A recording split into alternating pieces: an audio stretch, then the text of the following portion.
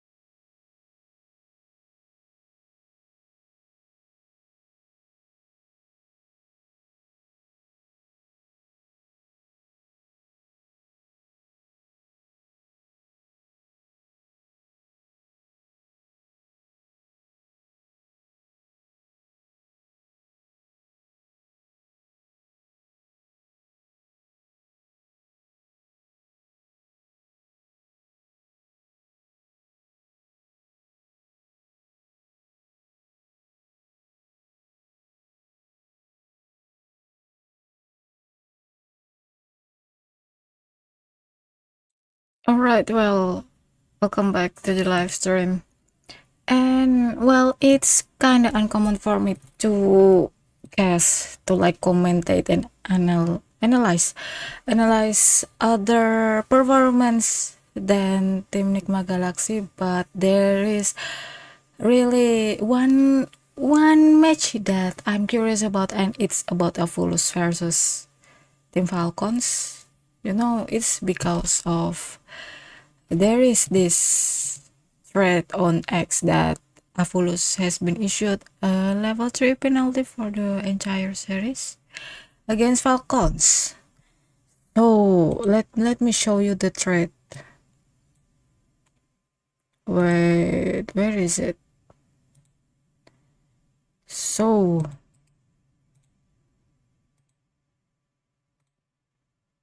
it's here. So as you can see here, there is this one. Avulus has been issued a level 3 penalty for the entire series against Falcons, minus 110 seconds bonus time on the draft, following an altercation between Soneko and ITF in the hotel lobby.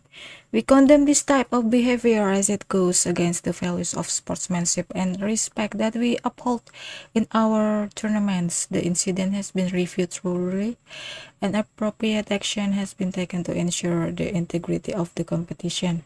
We expect all participants to maintain professionalism on and off the stage. So we already know that ITF he has some kind of fun. Maybe he find something fun regarding the trash talking after party. No, I didn't do. No, don't. I'm afraid later that baby oil gonna aim me. No, please don't. No, it's different, Nadine. It's different. So it's still pretty terrifying with the after party thing. So again, but Avulus has been issued a level 3 penalty. Avulus is, wait a second. So Where is Avulus is Soneko's team, and I wonder why. Me, I thought the ATF's team that got this kind of treatment, because as we already know that ITF, he has this kind of personality issues, maybe. Well, yeah, he likes to trash talk. He probably doesn't respect the other pro players, even if I think that he has respect on Team Nigma Galaxy's members, but maybe it's because he plays with Team Nigma before. But again, he shows some kind of not really a respect for other pro players. So maybe Soneko lost his cool, and then this kind of thing happened. Minus 100. Yeah, it's very tragical, I guess, losing this bonus time on the draft. So it's like you just really need to choose right ahead. So let's see here the comments. It's always the Middle East player who likes to fight and cause trouble. Some like other countries in their wet war. I'd pay to watch the footage of their boxing match. So I guess this is after the tragedy. I really don't know. So it is probably snaking, right? And this is ATF. I don't really remember Suneiko's face. So anyone wanna summarize what happened? Totally worth it. Amar finally found out they didn't stand a chance anyway. So it's Avulus against Team Falcons, right? I cannot really say which one's better. So I'm gonna be the spectator of which one's the better one. Anyone knows what's the reason of the conflict? Maybe something that's happened on the public match. I don't know. This is the reason if you like trash talking other person, not your friend, or people don't know you very well. You must be ready with their response no matter what happened. I know Amar love to trash talk their friend, but not every time people will be happy about this. Yeah, that's not. Yeah, he trash talk on the game, but I wonder if he also trash talk on the real world. I don't think so. I bet Gabi out Neko ATF in. Is that the only thing you do for bullying? So what's happened? I don't really. Amar and Amar. That's why if you keep act like he's just a kid, now he tastes his own medicine, mocking a lie when losing, mocking enemy when winning. Now he deserve what you've been done all this time. Keyboard warriors got his ass kicked. How does altercation in hotel lobby correlate with punishment on draft? Will you take 110 seconds from the draft if Sonico steals something from hotel? It's not like as Pgl already mentioned here before, it's because it shows the professionalism here. So of course, because they are there because of this tournament, so of course the punishment also regarding the draft or maybe something. Okay, so that's it about the punishment. Let's go maybe. Where is the next? Where is the Wait, let me check first. I bet still drafting the official. So let's talk about the team. Maybe the only team that I really spend a lot of time following is only Enigma Galaxy, but let's try to read to look for another one here. Well, is this the one? Okay.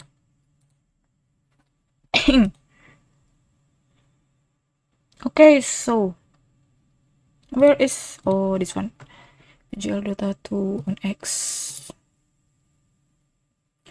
Well, as you can see here, so it's Team Falcons against Avulus. So far, they got like perfect score 2-0 on round 1, round 2. Meanwhile, that's the same goes with Team Falcons, but Team Falcons, they got the first victory because Team Nigma Galaxy is forfeiting on the first round. So let's just read something while we're waiting. Here's Avulus, the captain Soneko. I wanna see his face. Oh yeah, it's on the photo.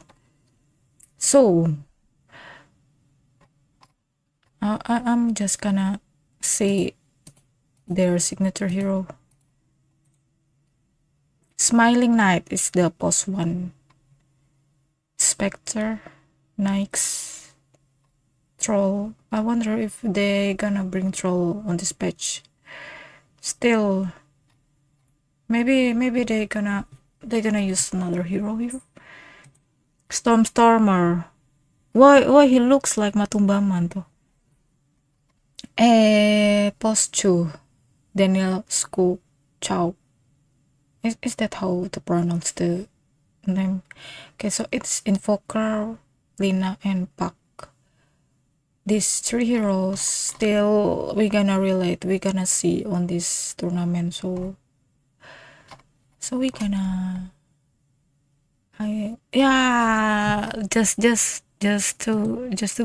just to make sure that none of the signature heroes got picked. And then post 3 from Avulus, it's Shibe, the Beastmaster, Doom, and Mars. 3 heroes again that we can see on this tournament. Okay, interesting. Eki, Marcel, Halloween Co. With the Skyra, Tiny, and Marcy. Ooh, so it's like post 4 aggressive heroes in. Oh wait, let me check. Maybe it's already in. Where is the tournament? Oh, there's still. And then the last one, Soneko. This is the one that got penalty. Akbar Butev is Ayo, Winter Wyvern, and Oracle.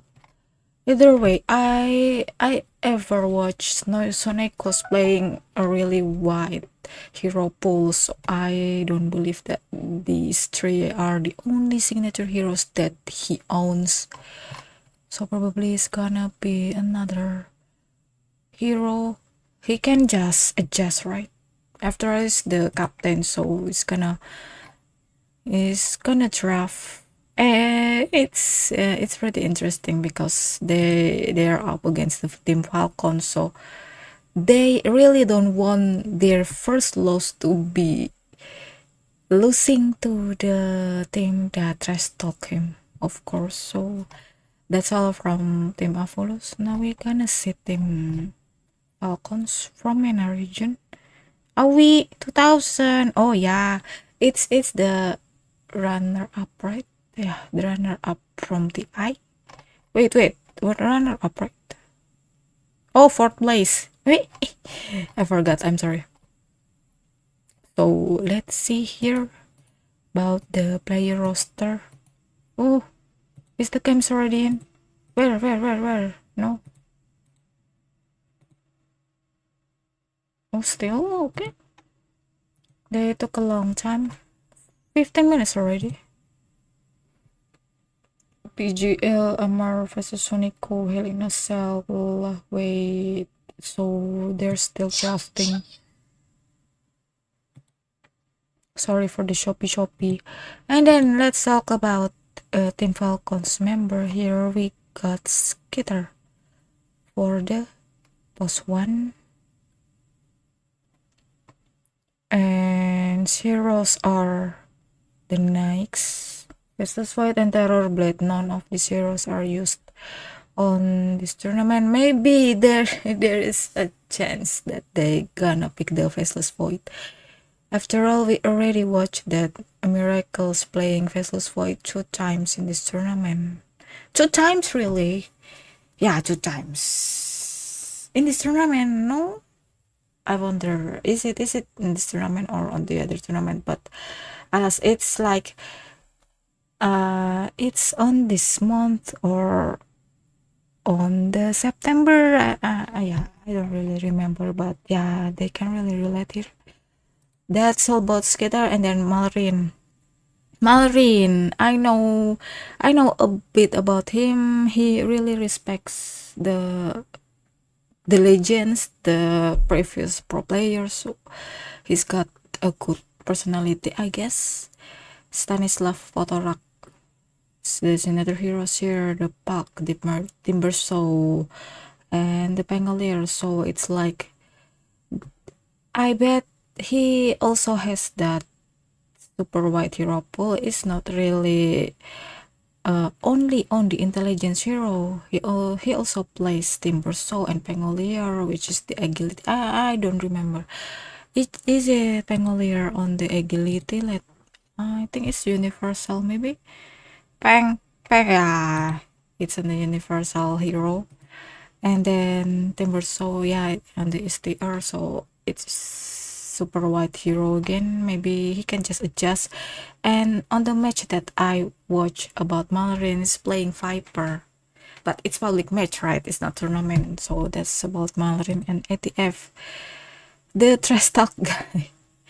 I mean, well, if you're trash talking with no some kind of skill and ability to play the game, you wouldn't get respected that way. But ATF is different. He trash talk while he owns the ability to be really. I consider ATF as one of the best offlaner, maybe. it's honestly, it's kind of hard for me to admit it, but still, because he got the ability, he got the skill, even if maybe the personality kind of unique and weird at some point. Again, yeah, you know what I mean by this. I still respect. I always respect all of the pro player, but the trash talker one, I think I'm gonna use some kind of my judgment here to make it less favorable. But that's it about ATF. His signature hero is the Mars, Timbersaw, and Razor. So it's a Razor of Laner. We already watched maybe on the previous tournament, not like this year's tournament. It's like way more years ago, but Razors of Laner. So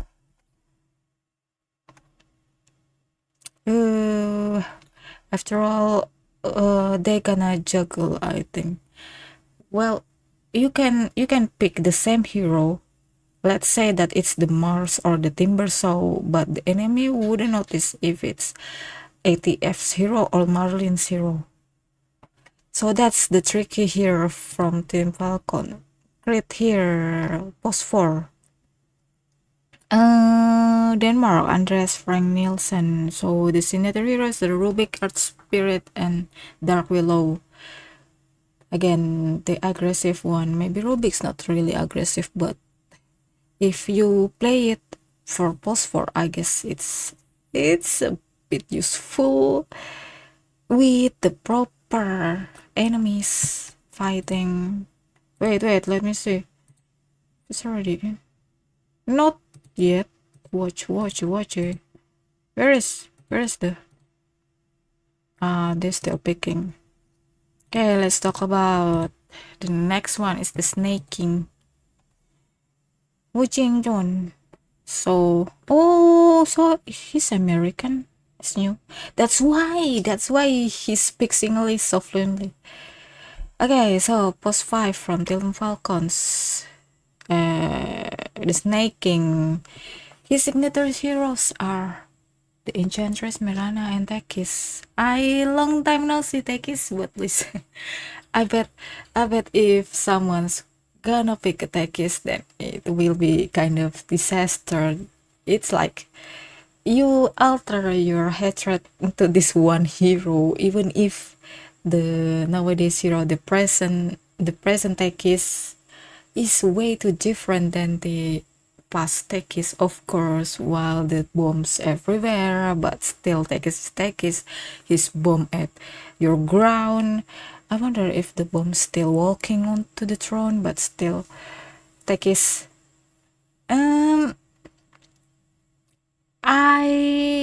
I wouldn't say that I hate Tekis. I rarely see Tekis on my match because when there is a Tekis on my team, it's probably not really good. And if the Tekis on the enemy team, I'm gonna say, oh, this probably gonna be a good Tekis. So maybe because I have that kind of mindset that I really respect all Tekis player, I don't really put a hatred on Tekis players and Tekis and the hero. So that's all maybe. Well, let's go back to the whatever it is. Where is the match? Okay, here it is. Have banned out in the first phase the Invoker, and that is where a player like Stormstormer is, a very good commodity to have, because it's like just you need to respect it. Definitely, I would ban it out. Like I played with him in some stacks when he played Invoker in games, and against him as well in some stacks when he played Invoker a long time ago. Albeit he was already owning. Like it's just a different aspect to the game. Like the way he plays.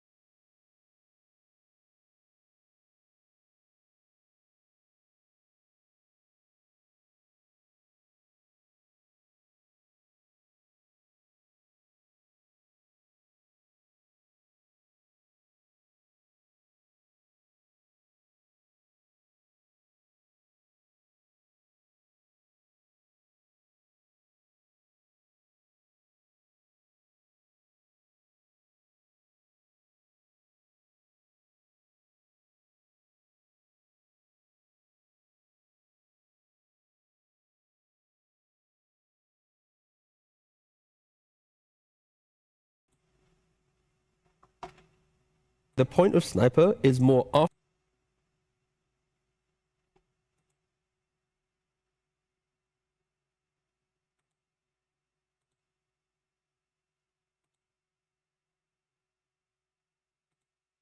Alright, don't tell me that I mute my mic after all that explanation.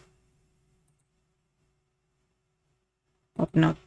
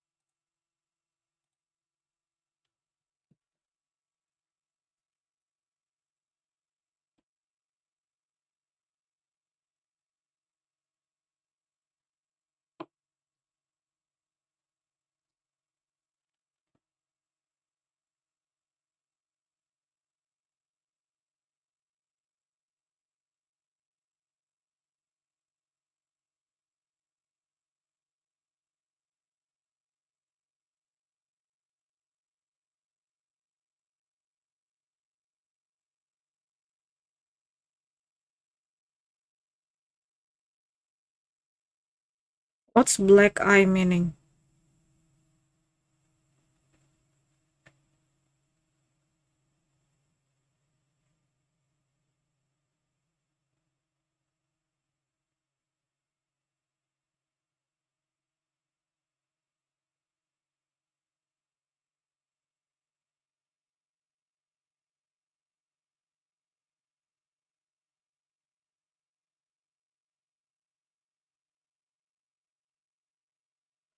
I really wonder if let's say Team Falcons gonna win this game, what's gonna happen with Team Avulus?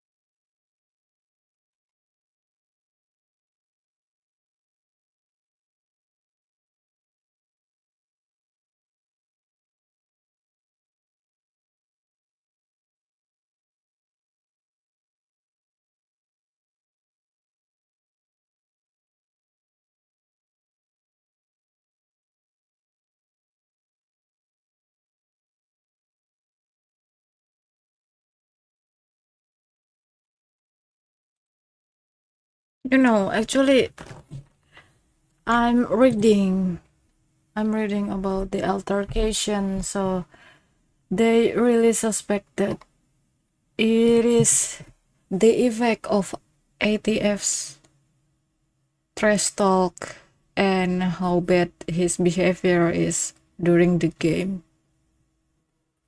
But let's see. I mean, Of course, ATF is still pretty young, right? If we compare the age of ATF with Soneko, but then if there is nothing happen to ATF, like some confrontation that Soneko did to ATF, but then I wouldn't think ATF gonna learn something there. So sooner or later, there must be someone that really have to talk to ATF, because that's a part of improve characteristic, right? Well, he got the skill, he got the ability to Dota, but at what cost? It's at the end of time, we gonna remember ATF as someone that really bad, that really has a bad behavior. So I wonder if ATF's going to be okay with that kind of stamp.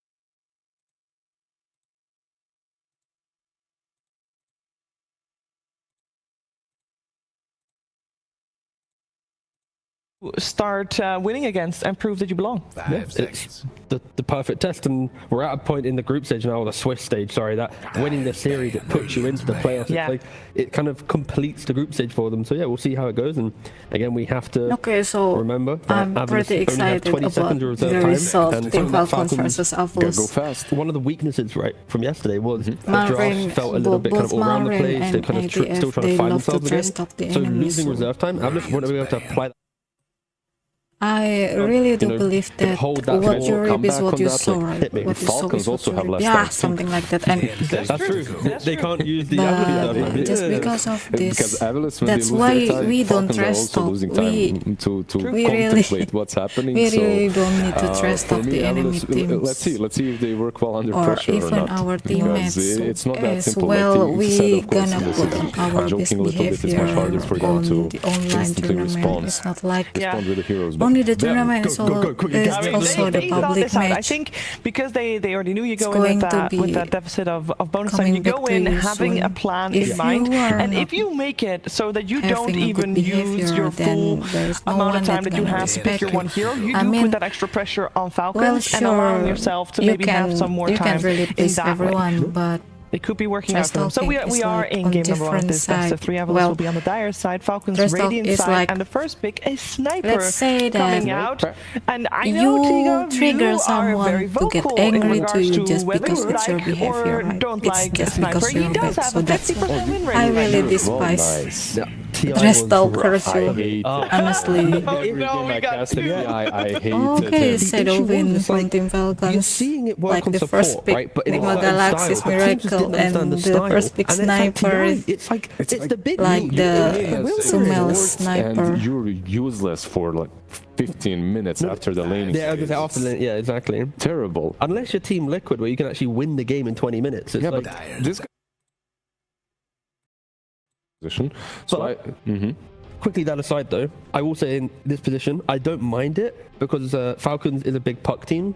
picking Sniper early on prevents Falcons comfortably picking Puck at any phase in the first or second, and then they can flex it if needed. And all the other teams so far in tournament have banned it against them. So clearly, Avulus have utilized this very well. They've understood it from TI, and this isn't just like a teams are doing it. Prepared for Falcons more than for most of the teams, so they know what they're doing with this opener, even though it's looking a little bit out there. SF on the other side, not so much out there. We've seen it today multiple times already. We've seen it played by Miracle, because Kuroki is picking that SF every single time now, if it's possible, which makes sense. The hero is really damn good. Yeah, and this is where Falcons, compared to yesterday, today, we probably will see Shadow Fiend first phase. There's no Tusk man, so they'll enter the next phase with a Tusk pick, and then Avulus will have to respond with a strong GB offlane. Like, the draft doesn't feel like it's going to be too out of the box, and that's where Falcons often dominate, because you know what's coming, and they just play so well. Yeah, I'll counter the Tusk idea, even though I like the Tusk idea. I love it. I think we'll see it. Are you going to say Clock or Marcy? I'm going to say Clock. There we go. Yeah, I won't say Marcy. Like, I feel that there is a place and time for Marcy, and it's only in some games that she looks overpowered. I don't think she's a constant pick. Clockwork, however, for me, I just love the hero. I don't think he's buffed up out of his mind or anything like that. But what are we seeing very often in teams is they have no reliable stuns. Like, you don't have a stun in your in these drafts many times. And when it comes to BKB piercing stun, that's non-existent besides some Beastmaster. So Clockwork, there's a reason he's having such a high win rate, not only because the hero is strong itself, but because most of the teams, they're stun deficient. I agree. Clock is going to get pretty big in this tournament, and we'll see where it goes after. And Falcons, they go for Omni Knight. After all the melee heroes, they go for the the fourth one. But it's securing. And this matchup is kind of nice as well, right? Like the Enigma into... This is your offlane 99%, even though they can't play the Enigma Sniper, you mean? Yeah. Or is it... Enigma. Yeah, just Enigma the Enigma. Sniper. I don't know about the Sniper. We'll see in 2 picks time. They get the Clockwork. Like, this Sniper can be a support. I think he's garbage as support right now. I'm not sure, but the damage is... It works pretty nerfed. It works in this instance because Omni and SF, after laning phase, they don't break into the game. Omni Knight wants other heroes to play, and if it is Sniper support, Sniper plus Enigma in lane will always give Enigma free passage towards drum, but towards like map playing items. I'm completely fine with that, but if you... I haven't seen a single Sniper support since the patch, in my games at least. And I think it's kind of garbo. I think Ghillie Suit is what you have to go for. I'm not sure. I might be wrong. Maybe they'll put I have seen Scatterblast in But in any case, when it comes to Enigma into SF, I think this lane is a little bit better for Enigma than you might expect. That's why they picked it. Like, the Eidolons have a ton of magic resistance, so the cool thing is Avulus will just have choice on what strategy they want to go for, right? If they see a key mid laner where it's map playing and quick on the map that can utilize the Enigma Sniper doing well in laning phase, they'll go for it. If they don't see that opportunity, then they'll put Sniper to mid, they'll secure it with another strong position 4 for Eki to play with Enigma, and then the draft continues. Like, we're kind of getting caught up in the flexibility of it. It exists, but for Falcons, they don't care. Congratulations, you're flexing your Sniper. This is, again, this is the bread and butter of Falcons. We have Omni SF, strong lane. We have Falcon Snap, strong lane.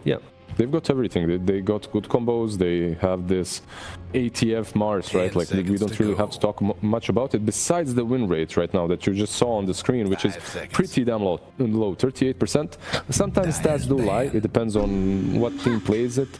But they get the puck, and this leaves Sniper, I guess. It's about go. Unless you want to play it. Look, they flame. No. You're getting caught up too much with this, right? It's just about the go, right? Like, you said yourself that Sniper does really well in the first 10 minutes of the game. But does he even do well anymore? Like, I feel like... he does. It's fine. It's still same thing. The point of Sniper is more after lane. What is your purpose? If your team sits back and farms, support Sniper is a grief, and it will lose you TI games, lose you Pgl Wallachia games. If your purpose in the team is to go forward, then it can work. Like, Clockwork wants to play into the map. Puck with Witchblade Blink wants to play into the map. Enigma goes drum, goes pipe, plays into the map. Like, the whole 4 of Avulus's lineup is to play lanes, get 1 or 2 items, and keep pushing forward. And that's where Falcons, they're accepting this invitation. Like, please run at us. We'll counter you with Omni. We'll have Arena. We'll have Mortimer Kisses. We'll Requiem. Like, it's kind of offense versus defense with these 2 lineups. But I respect Avulus trying to go for that. Yeah, I mean, it's offense versus defense, but the offense is like Bosnia versus Brazil. The defending team is the Brazil Falcons. For me, at least, looking at the draft so far, not looking that great, in my humble opinion. It seems you're very convinced that this sniper is not going to work out. You know what? Every time you're this convinced, it works out, and it proves you wrong. It's always like that. Maybe they'll prove you wrong. We'll see. Yeah. I'm not a fan too much of support sniper myself, but at least we can, outline what it does. What if they debate us and they actually put a safe lane sniper? Then I called it, and I'll be like sniper clock is actually a lane, like, but still sniper safe lane. Do you want it? Probably not.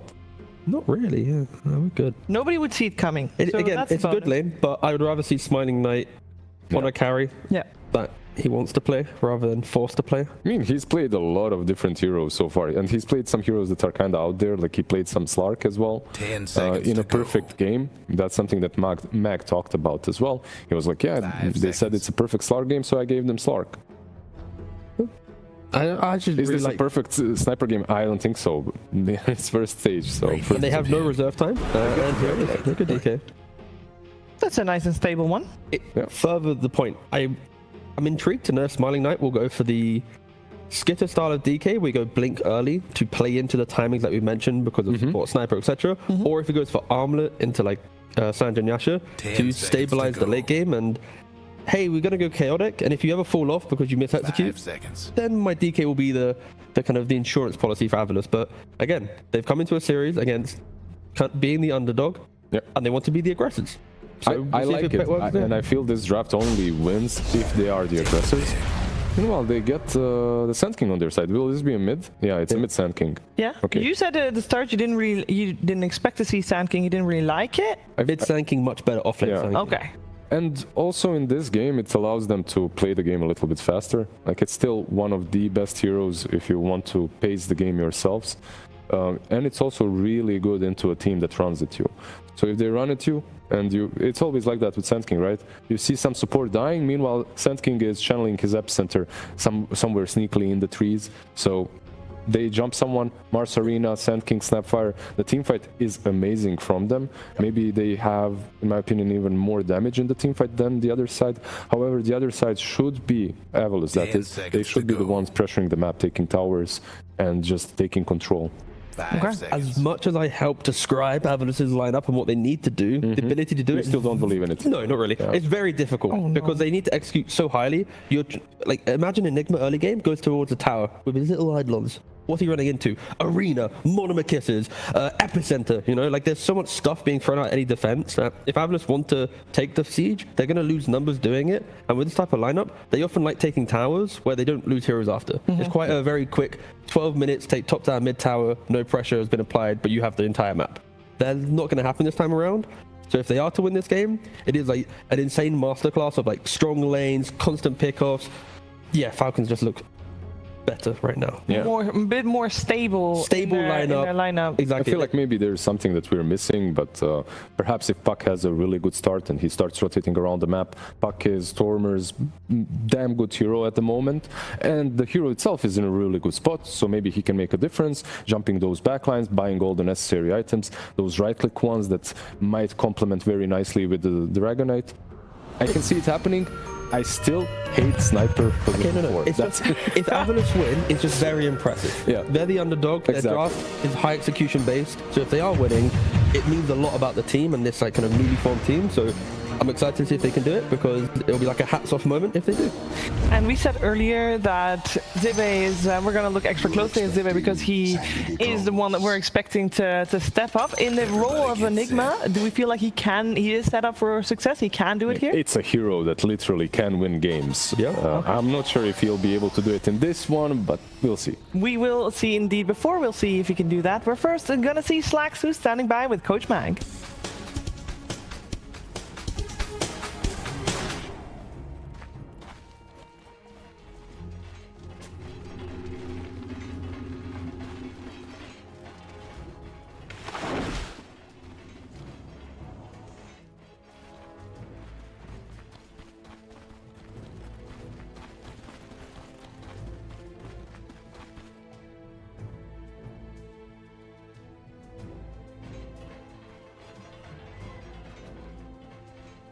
30 seconds to showtime.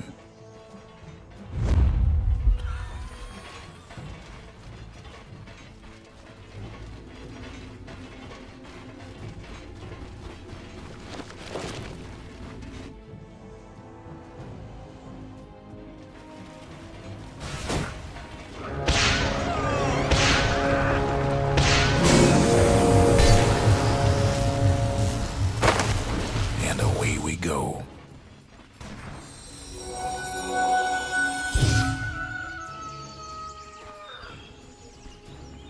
No more bets, please.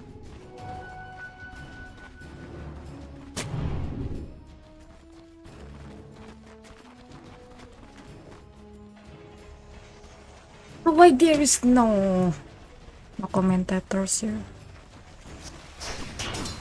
Should be here.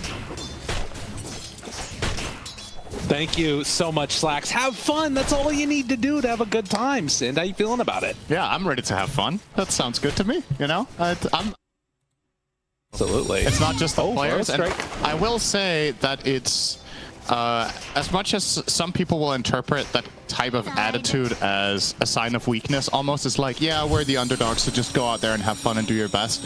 I think there's something positive to be said about not putting pressure on yourself, right? Oh, yeah. Just go out there, you know what you're good at, we're not going to be too tight. We're not going to be too nervous and too worried about it. We're just going to play our stuff that we've prepared. We're going to do it our way. And like you said, have fun. Like, take off the stress, take off the worries, and do your best. And it is one of the things that a lot of the times happens in tournaments that is really interesting to see is when you do have an underdog team that's on a little bit of a roll, because there's absolutely no pressure on them, they get to play with a different kind of freedom sometimes.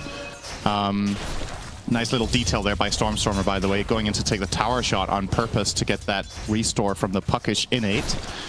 So very, very nice little detail you can do on this hero nowadays for a free refill. Yeah. Yeah, but I will say I kind of agree with a lot of what the panel was talking about. I'm personally not the biggest fan of Position 4 Sniper either. It hasn't won me over. I think at TI it was the most overrated Position 4 out of any.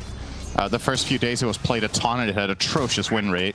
You can see what the purpose of it is and what it's trying to do. He might actually find a... Oh, he missed the blood grenade, didn't he? Oh, yeah, that's unfortunate. You hate to see that one.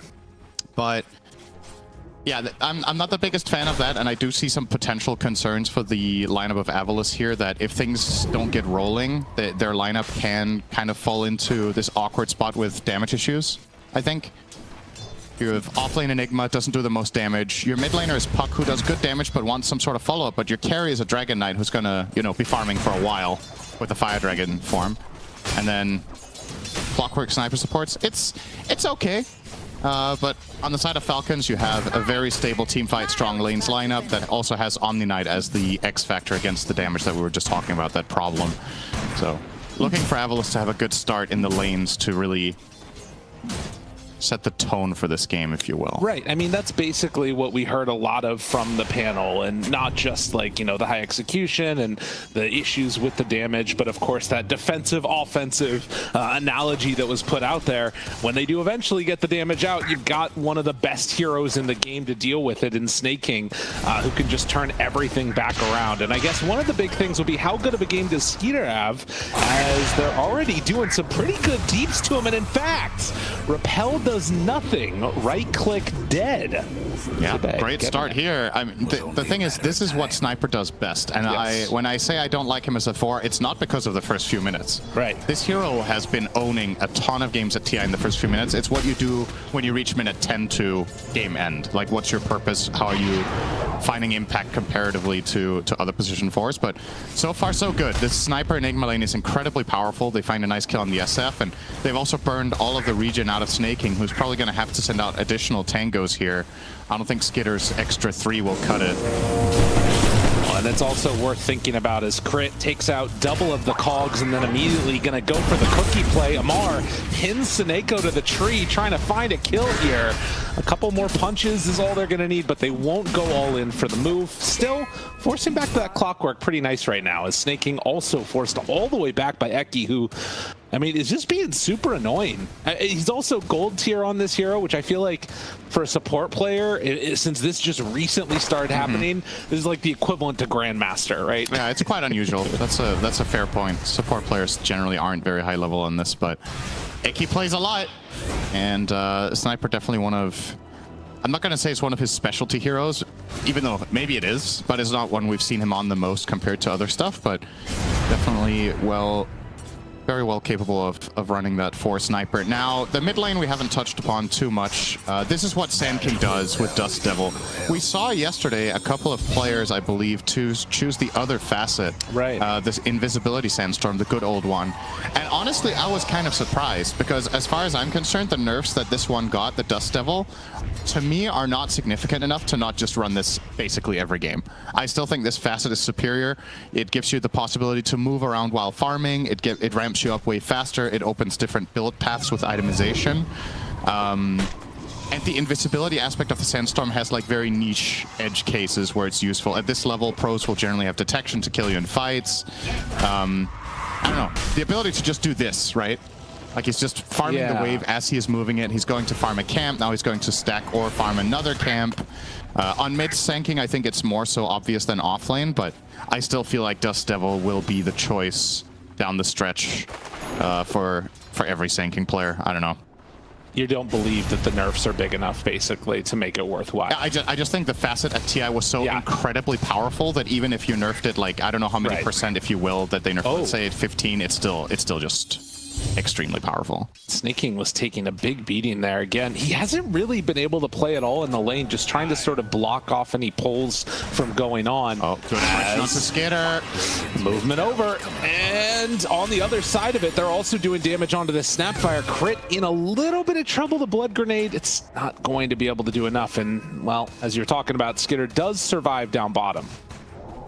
Yeah, Snaking had to TP from the jungle to the tower to save him. Heavy going in for it. Stormstormer just going to jaunt away, but forced all the way back now, it feels like, and Malrine still kind of chasing here. He's just going to farm now with his Sandstorm.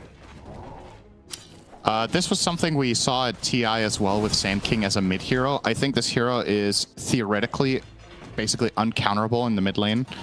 Because no matter, you put Sand King in his absolute worst matchup, you always have the option of cutting between the towers and just pulling out to a side camp and farming both with Sandstorm. So you're seeing here, he's kind of, you know, he's maxing out. The farm on Stormstormer is amazing too. They're both having a very good game. But historically speaking, if Sand King played the old Sand King way, he would be losing this lane, right? Right. But now he can draw by just pulling and getting extra neutrals. And even against a terrible matchup like Huskar, you were able to do that when you get level 3. Well, Crit nice kill. Takes a little bit of a walk in his own jungle and realizes it is not safe there anymore. They're going to block the hard camp and then also steal away the creeps from there. So another solid move, and so far, Avulus having a good time. And this is a pattern that Falcons do in basically every game, which I think is why Avulus are prepared for it. Crit will generally, around this 5-6 minute mark, will go and stack both camps and maybe do it twice. And they're just, after the first stack, they're intercepting him, they're blocking off the camp now with a sentry, they steal whatever's there, and they call it a day. So very well done.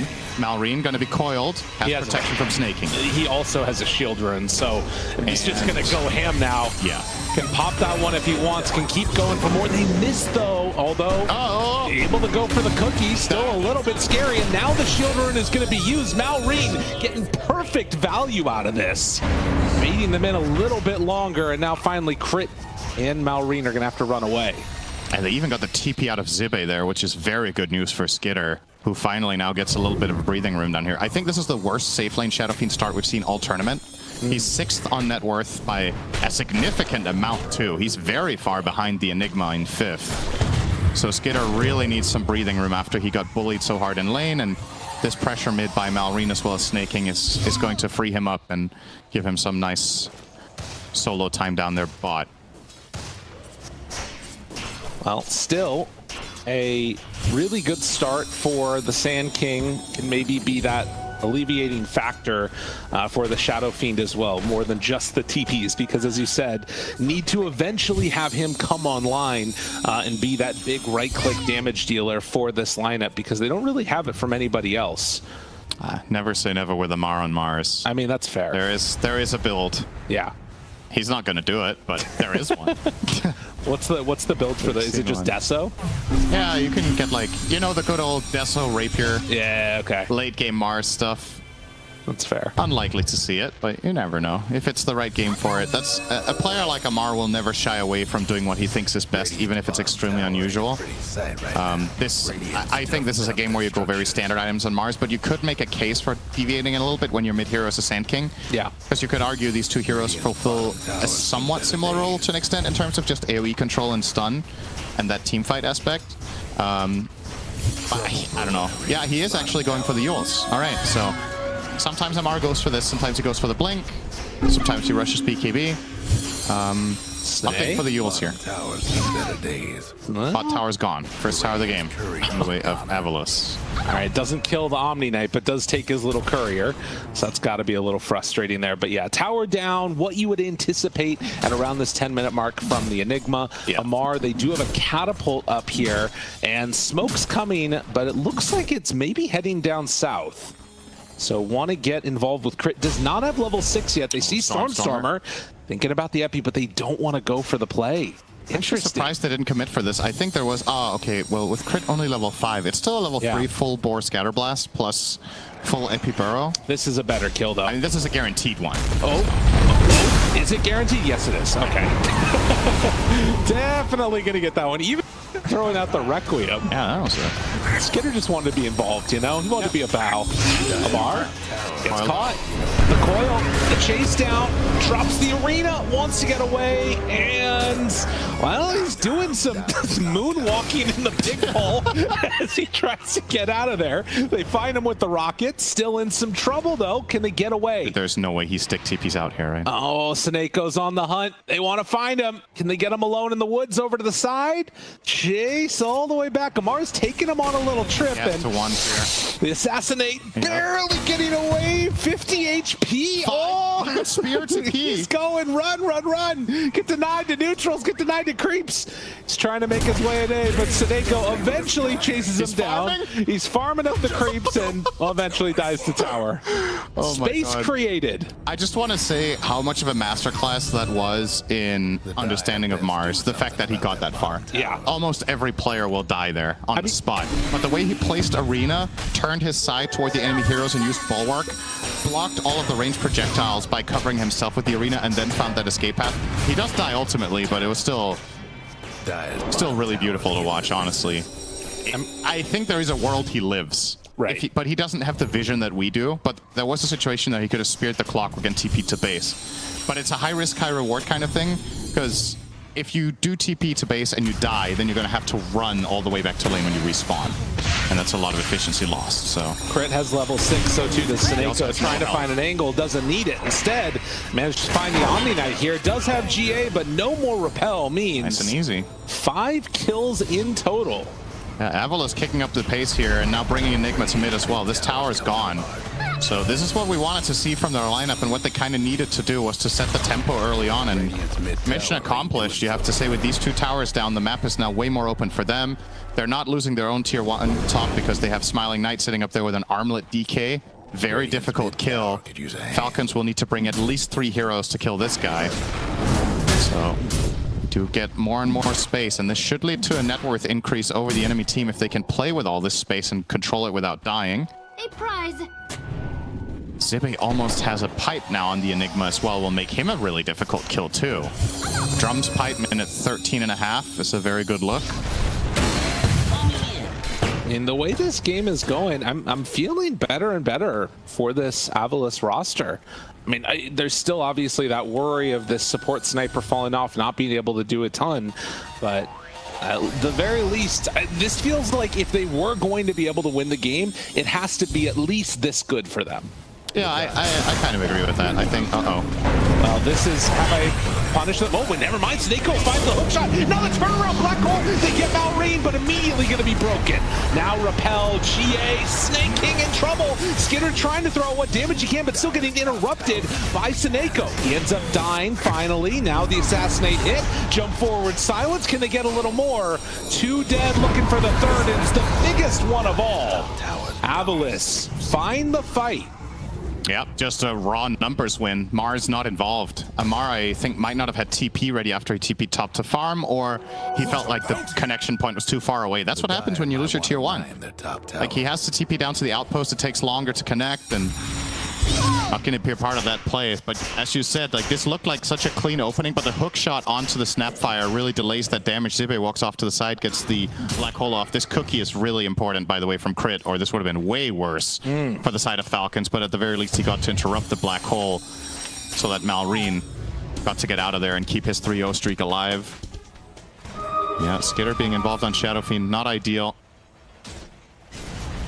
Well, they'll just be off farming right now. And at the end of the day, all those heroes sitting in the Midnight Pulse, a little off the mark.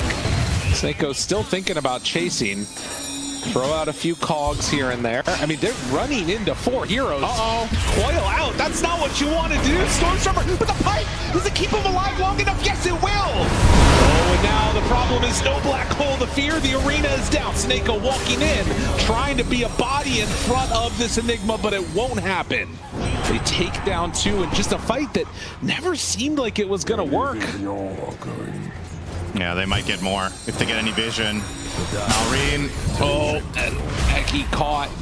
God, that scatter blast damage is just so insane. Juke's back, but there is no escape from that one, so the hits just keep on coming. Hope the Dire weren't partial to that mid-tower.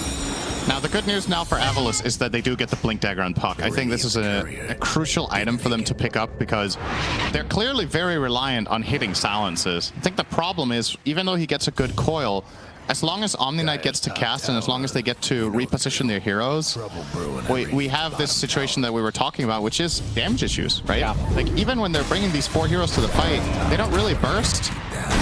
So, okay, Illusion Rune. Snako, he's going very deep for this. And a little bit of extra help. Do they have enough to kill him? Crit jumps away. Repel, very good spell. Yep. Snako casting. They find nothing. In the meantime, Amar as well as Skitter are just farming away.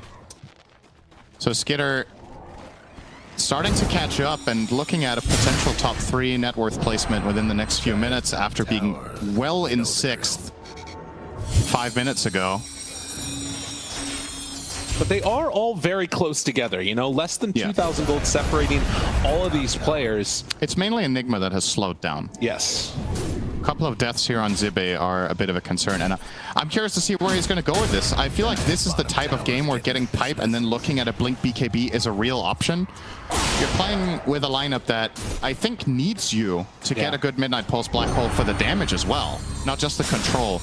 Like, you really need to get that output. He's currently eyeing up an Aghanim's Shard for the better Malefice, but I don't know. You're looking at the enemy team. They have 0 BKB cancels. So you have a guaranteed black hole. Their right-click damage is only really Shadow Fiend that can kill you during it. So I know it's not really trendy to go Blink BKB so much on Enigma right now, but this feels like the type of game where it's worth a consideration, in my opinion. Amar. Okay, fist up, repel, and hookshot's gonna miss, and that's it. Was not anticipating the repel, and the tips start coming out. Samar did not get caught right there. 18 minutes in, 8-8. This game feels like it could blow open pretty quickly if they manage to find one good fight on the side of Falcons. This is where you can start taking over a game pretty heavily. Quite deep here. Are they going to keep going for more? Back out. Repel on cooldown. Snake King has to be careful. Snake King caught first is never a good thing. Spear is out, but the King is dead, and now looking for more. There's the Sun Arena down. Snako, then jump away, and oh, you couldn't see inside. Oh no! Oh no! Taking hits. Yeah, Malrain with the haste rune as well as the blinding arena. Not even close. Did they see the black hole though? I'm sure they did. I actually don't know if Falcons saw it. Did they have any vision?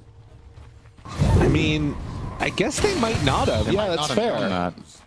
Malrine, by the way, with the Bloodstone, I'm not sure if you mentioned that, but he is beast mode right now. You give this guy a repel, he's invincible. Oh, yeah. He can literally walk into all 5 heroes and just cast the stuff, and, well, Soneko, nice cogs, will stop the cookie, but no chance to get out of there. Skitter's there for the finish, and they'll get this tier 1 tower as well. There's no defending this whatsoever.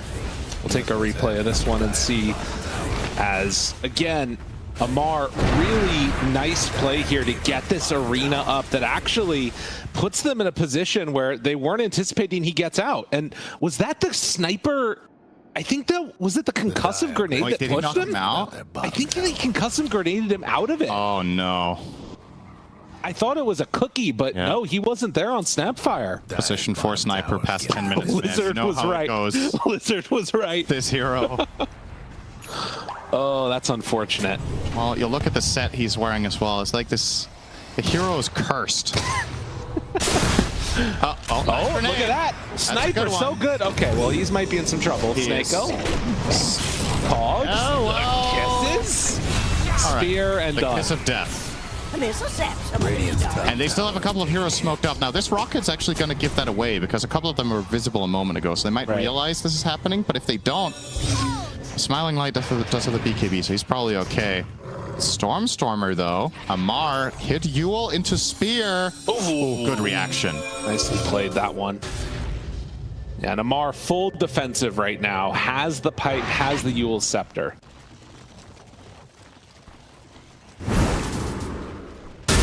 So no way to hunt down that puck, but it does mean very likely to live through any initiations that happen onto him. And still, this sort of steady state that we're in this game could go either way. In towards the Tormentor next. Blink Dagger going to be on the docket for Zibe. Shard for the Dragon Knight, getting that fireball. Extra damage always good. Throw it in the black hole maybe. For some more output, and of course allows you to push waves in an easier fashion sometimes. Just breathe fire, put a fireball, and move on. Well, how much damage is this DK gonna be? Like, I know that we've talked about like the damage issues, but I feel like he's very farmed. BKB, Armlet, like, he's going in for a Silver Edge next? Yeah, his net worth is a little bit misleading because he got 1,400 for free, right? Okay. So in reality, he has roughly the same net worth as the Sand King. I mean, he is still farmed, for sure. There's no doubt about it. But yeah, his right-click damage is not that fearsome just yet, but give him another item or two and we'll get there. Now, they know about this smoke that was coming in, and now Falcon's going to smoke up themselves. Smiling Knight, Invis, spotted Malrine. Malrine has a Shield Rune bottled. He is stupid tanky with Shield Rune, Bloodstone, and Omni Knight. Amar maybe looking for an opening. Smiling Knight, Stormstormer under vision. That ward there giving every bit of info that they need. But who do they want to jump on? Zibe shows, jump forward, Burrow Strike onto 2, that's a good one. They back away for a moment, stun out, still has that shield run ready to go if they fully commit onto him. Stormstormer with a really big coil, but do they have a way to get out of there? Or do they have anything to follow up? On Avulus, there's nothing. A Blink Dagger on Enigma there. Imagine. Oh. They were 4 heroes together. The only hero outside was Omni, and he couldn't have stopped it. But that's a moment of opportunity. You're not going to get it very often. And they think that they just give it up. Yeah. All right. They're just letting them have it. Well. Will Rocket Flare, and don't know if Falcons know about this, but it does seem like now they're realizing that nobody's coming in to contest this, and so it will be a free Roche.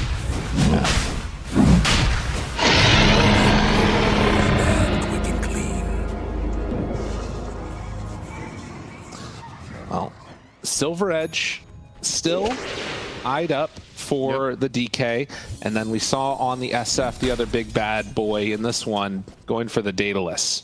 So there's 2 good reasons to buy Silver Edge here. One is you want to break the Mars, so you can just hit him from the front, but I also think it's a good item for the purpose of specifically assassinating Omni Knight. If you can somehow get vision with the puck, and Dragon Knight can just make his way around the back, he can probably solo the Omni during a Dragon Tail, or maybe he needs a little bit of help, but it's not much. Like, obviously, with some of the changes that we've talked about in this patch, with supports being less tanky, this Omni Knight is running around with 1,400 health. Crit found underneath the tier 2. Nobody coming to help him out at the moment, it looks like. Oh, the TPs do start to come in now, and Soneko in too far. Glimmer Cape OP, man. Yeah, that Did was... they not have detection? Or... I guess not. Yeah, pretty bad. Eki is dead. Trouble brewing every It's just a matter of when. Yes. I'm gonna go with 2 seconds. One. Oh, You messed up, man. 1.5. Really embarrassing. Sorry, my bad. Smiling Knight. Uh-oh. Amar has an idea. He sees that this Watcher has been selected by the Dire, so... Yeah, Smiling Knight's just gonna TP out of there. A very error TP. Okay. Well, that's a kill. So dead for 30 seconds. What can they do? They got to find a fight, and they're looking for it. Right now, on the Malrine. Stormstormer's still looking, hunting. It's 20 seconds away from Coil, but Skinner left completely alone. And obviously, no Omni Knight means he's dead. Can they get him a second time? This is the perfect fight. The Black Hole on one, not normally good, but that is much better. Oh, and now Skinner turning right on to Smiling Knight. This DK is really strong, though. And now they have to back away. Does Amar have enough to chase him down? Blink Dagger back up. Tier 2. Can go for it if they want. Malrine stun. And they push him back. Amar, spear, onto the tree. Requiem, just spear him away. But yeah, there's nothing there. Well, they're showing off the spells they have. True. So now Avulus will have learned that these spells exist. Good. And they will be unworried about the damage, apparently. So what do you think about that play of just like black holing the Omni Knight? Is that viable going forward, or was it just like that particular situation? I think that was just a heat of the moment. You know, you get this opportunity to kill him. I don't think there was a like major plan behind that of, okay, I'm killing Omni guys. We can't lose this upcoming fight. Okay. I don't think it's that simple. And again, I think this type of fight is the perfect illustration of what I'm talking about, where, I mean, sure, they take out the Omni Knight in this instance, so there's a little bit less in the defensive way of Falcons, but the heroes are tanky enough now that you need more damage. Sniper deals pitiful damage. Puck does all right damage. You need Enigma to come up big. Nice here from Good Mars. rules. And then the spear to get him away. Yeah, this is gonna lead to nothing. So I feel like it's actually game deciding here what Zibe puts in his quick buy, and I really want to see BKB. It gives them some other avenues of engaging fights as well, where this Dragon Knight Silver Edge can just start the fight, and if Falcons turn on him, that's where your Enigma can get that combo off, get that black hole running. Right. It empowers your Clockwork and your Puck as well, because they know that if they find any sort of good engagement on 2 or 3 heroes, the big-ass follow-up is going to be there. So, we'll see. This is a big moment, potentially. Amplified damage rune on the Dragon Knight. Yep, that'll help. That'll cover the damage aspect for a bit. They would love to get a fight in the next couple bits here, although Smiling Knight is actually out farming. So maybe they're just going to use this one to farm up. It's almost half duration now. Mar comes into Eki. Now they go. Well, this is a good bait if Smiling Knight gets in. And yeah, that's a good chunk of damage right there, and immediately dead. Yeah. Silver Edge and amp damage. Easy pick. And they want more. They buy a gem. Can they find anybody else? They need the hook shot to land here. Hunting, hunting, hunting. Get to the far side of the creeps, and Snakeo not willing to go. Instead, they spot Snake King. Passes right on by. Repel, and does he have hook shot? No. Still on cooldown.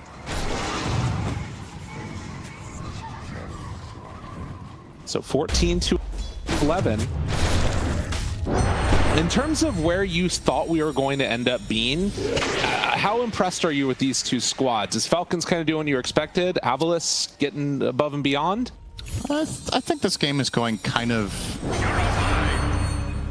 I don't know if I would say according to expectations, but I'm not really surprised that this is the game state and this is where the teams are at. I think Avulus did well in the early laning stage, which was expected of their Enigma sniper lane, and now I think things are slowing down, which is to be expected from the type of lineup that they've constructed for themselves. So all in all, if I'm Falcons here, I think I'm pretty comfortable until I run into the next problem that has to come from itemization, in my opinion. So Dragon Knight needs a damage item, Enigma needs BKB, and then I'm still looking for potential... I mean, Puck is also the kind of hero that can get out of control. This is actually a hyper carry late enough into the game. But you need some time to get there for Stormstormer. He's keeping up his farm pretty okay here. But definitely, for the time being, I think Falcons are in the driver's seat, just in overall lineup strength. And it feels like they think the same way with this move. Aggressively invading the enemy triangle, getting vision out, They are looking for a fight with this newly picked up pipe on Amar, blocking even more of that damage. You see the courier. They'll hope that this is leading them to the puck, but as a matter of fact, nothing will be found. So nice keep away here from Avulus. Nobody getting caught. 10 seconds on TP for Zibe, but he's going to be able to survive that one. Very much a dodge situation. Does kill Eki's courier. That's 2 couriers for Amar. Not bad. Bit of a hot streak. And the last tier 2 tower going to be taken down now as we approach the 30-minute mark. Do have a TP coming back the other direction. Amar out on the hunt with Malrine nearby. They see both of those guys, and yeah, Snakeo's just done.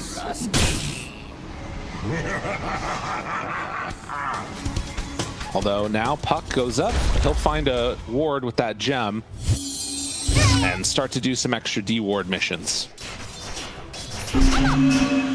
Full BKB now for Malrine. It's going to give him a lot of freedom in the fights. Only really has to worry about Black Hole. The physical damage, as we've said many a time now, not enough of a problem. He also has 30 armor, by the way, anyway. So I think as long as Malrine gets his stuff off, he's borderline unkillable. And then, in your opinion, the DK alone never gets to the point where it's going to be enough damage. It has to be the puck coming online as well, basically. I think so. Also because, again, there's always going to be the Omni Knight factor, right? Right. It means that you have to buy Nullifier on DK, which it's okay, but it's not, you know, an S-tier damage item. It's an item you always buy out of necessity, never because you want to. So he will have, let's say, half a slot less than a truly decked out Dragon Knight would. Bit of mistiming here, but nice phase shift. Does get it off against the spear. Has the blink, tries to get away. Another phase shift at the ready. He's saving that one for the moment. Coils. No BKB. All right. I actually think he could have killed him there, but now I think he's out. Oh, he doesn't have mana. Oh, mana. You need to be a little bit more puckish there. Yeah, a rare issue for Puck to run out of mana 30 minutes in, but he had spent so much of it farming. Yeah. That's a Tormentor steal. And gonna a give gem. the shard to Skitter. Relatively irrelevant, all things considered, but might open the door for a bit of high ground. Zibe, though, big item alert. Here it is. BKB, they're at the ready. Smiling Knight gonna step forward. He is in biz. Hit immediately stunned. Where's the follow? Malrine caught. Taking some good damage. They're pushing him back into the black hole. Connects, but it didn't get onto the Sand King. Still Malrine taking damage while it's happening. Snako tries to back away, and Malrine is living for the moment. Second round of stuns, they got him. They take down 2 for 2, but it's a bigger 2 to get. As I believe got their gem back there too, most likely. And having to buy back Stormstorm there, well worth it. This is a good defense. And that's the BKB reveal. It's everything. Yeah. Zibe, like you said, maybe not the perfect black hole, but he gets it fully onto the SF. What a time to get that item just as the enemy team is pushing high ground, and the whole surprise factor in this. Skitter feels pretty confident, you can tell. With the Omni Knight behind, instantly gets repelled. He's just turning around, standing his ground and fighting here, but there the black hole comes out. If that would have clipped Sand King as well, as you pointed out, this would have been even better. Soneko wouldn't have died. At the very least for them, they still do get Malrine here with the coil last second on the TP out. And of course, this all means that now you get Roche as Avulus. This is a pretty nice pickup for them. At the moment, taking it with these 3 heroes and obviously Roche's banner to boot. Don't know, how do you feel about their ability to try and push out these towers? Is this going to be like a pressure Aegis or more just farming from them? I don't know if there's like a clear-cut plan with this right now. I think maybe it's a matter of eventually when they get Black Hole ready, they might make a smoke play, and if they find a good fight, then they can turn it into pushing. I don't think they're just going to walk down a lane and be like, hey, we're going to push your tower now. It is a possibility for them to do it, but with the Aegis on Puck instead of the Dragon Knight, you need to be a little bit careful with how you just go in and siege the tower. If DK just goes and hits it and gets chain stun comboed with a Blink Spear into the tower, Sand King Epi, he might just die on the spot, so might have to be a little bit cautious with it. But a very big pickup here for Avulus. I think this game right now is very even. Execution is going to be the X factor here, and well, there's a little bit of an extra help. Yeah. Sniper with the Ags. I mean, I think we should also mention, based upon what we've seen for the past couple of days in these teams, these both squads are 2-0, and it's showing. This is one of the better games that I feel like we've seen throughout our matches that we've covered. I wouldn't be surprised to see these two meet again in the group stage later on, or rather in the bracket stage later on, and potentially in the upper bracket, as depending upon how it all works out. Yeah, I think given the competitive field we've seen so far, I would be very surprised if these two teams don't both make a 3-1 score or better. Right. Obviously, one of them will be 3-0. Or at the very least 3-2. Like, it would be crazy for either of these teams to lose 3 series in a row with the level of opposition we've seen and how with what I'm not going to say relative ease they won their series because it hasn't been clean, but it still has felt like, all right, they are probably the better team overall in the previous matchups. Big smoke up, and then they find him. Looks for him. Blink out. Very clutch. Does the Bulwark remove turn rate or something? There's something about how you're, because like you can, if you start turning your hero and then you press Bulwark, I think your hero is technically, for the purpose of Blink, I think he's facing the other way, but he's pointing forward because Bulwark is forcing him to, right? Interesting. Oh, it's Arena! Do they have the follow-up though? Yes, they do. Now Arena onto both of them with the black hole turnaround. Can they get Smiling Knight in though? They didn't have the damage. He couldn't get in on Smiling Knight to hit. Oh, that is tragic. And in all honesty, I don't know if it would have been enough. Yeah. He can only nullify one guy, and that's the one guy he can damage during this Omni ult. So who would he have chosen there? Maybe you find one kill, but then it probably comes at the cost of your own life. And one brief moment of opportunity there for Amara is a major payoff. They get 3 kills, and they could probably just go straight down mid, because how are they going to kill the Falcons side without Black Hole? No, there's nothing. There just isn't enough in the tank. Oh, the way of damage. And it goes to show how important getting the black holes off in good situations are. And that was the absolute worst case scenario you could get out of this. Now up here on high ground, hitting away at tier 3s. I mean, Smiling Knight doesn't even have dragon form. Move on in. Got him caught there. Drops down the fireball. Need a little bit longer, but it's going to be the full melee racks of Snako. Yeah. That was not going to happen. Instead, they coil, and the chase continues. The Hex is out. Smiling Knight, he got Dragon Form back up. Starts hitting away. Stormstormer in trouble, and Malrine now looking for the hunt. Can they find these heroes? They come back up on Stormstormer. Cannot get the Burrow Strike. So Aegis gets used with a minute left on it. Is Smiling Knight going to chase again? They Avulus see needs him. to be careful here. They still don't have Black Hole. If they... Oh, Arena comes out from Amar in the stun follow-up. That DK is gone. 90 seconds, no buyback. They spotted him with the sentry in the river, and everything came out perfectly. Yeah, this is minimum another lane of racks. And a Clockwork. Amar, nice, easy find. looking fired up, taking down Snako here. Crit gets the last hit, but they're going to move forward and look for a little bit more. And I mean, depending upon how this goes. Do they go for game here? Oh, they take away the creep wave mid. All right, they'll work on lane number 2. Now the glyph. Stun comes out.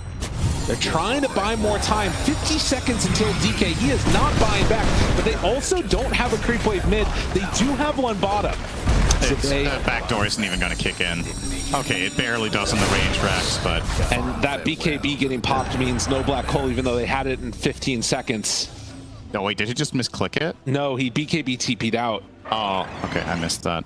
Yeah. It might not matter, though, potentially, because like they're going to run down top, but I don't know if they're going to...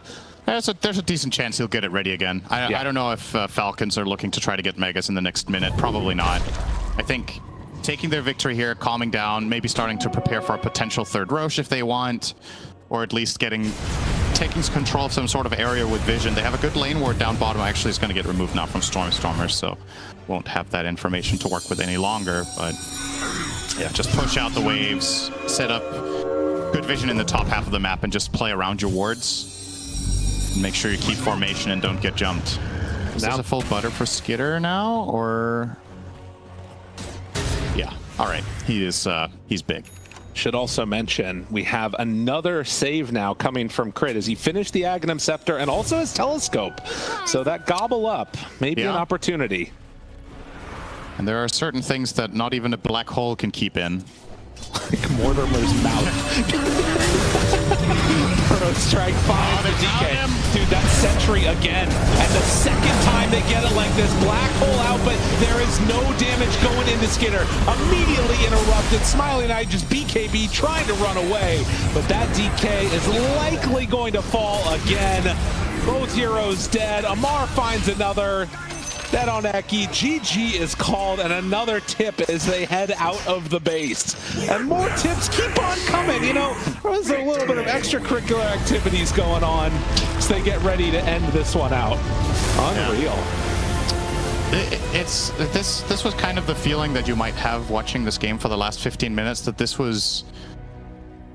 One of two things was going to happen. Either Falcons were going to win the game like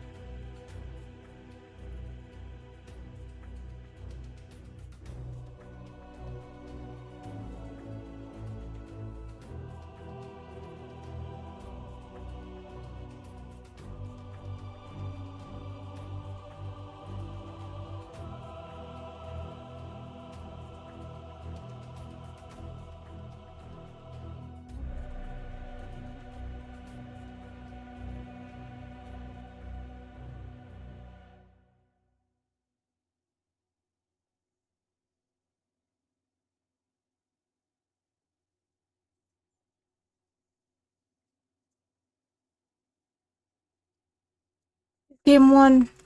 I guess so. Yeah, it's game 1.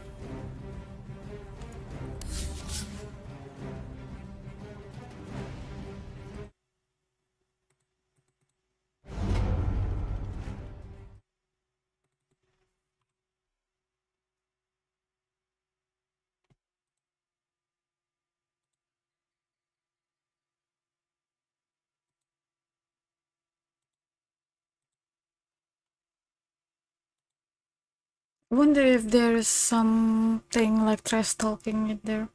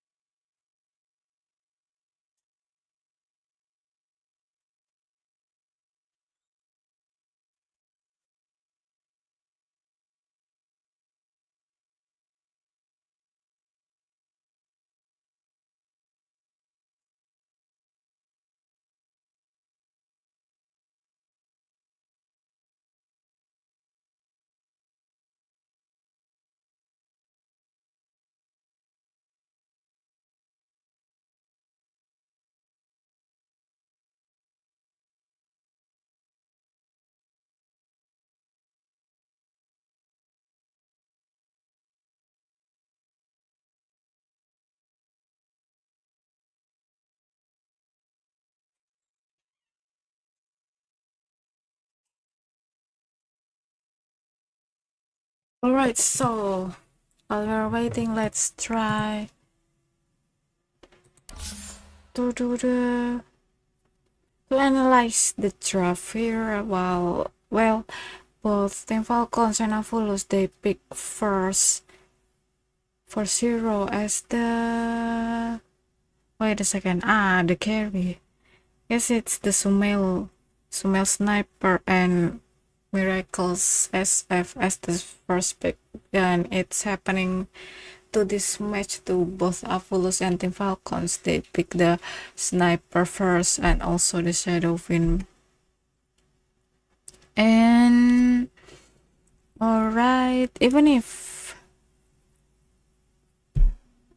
there's something like a penalty for Team Avulus, maybe they really need some more time to pick the draft here. I don't say that the draft from Avulus is bad.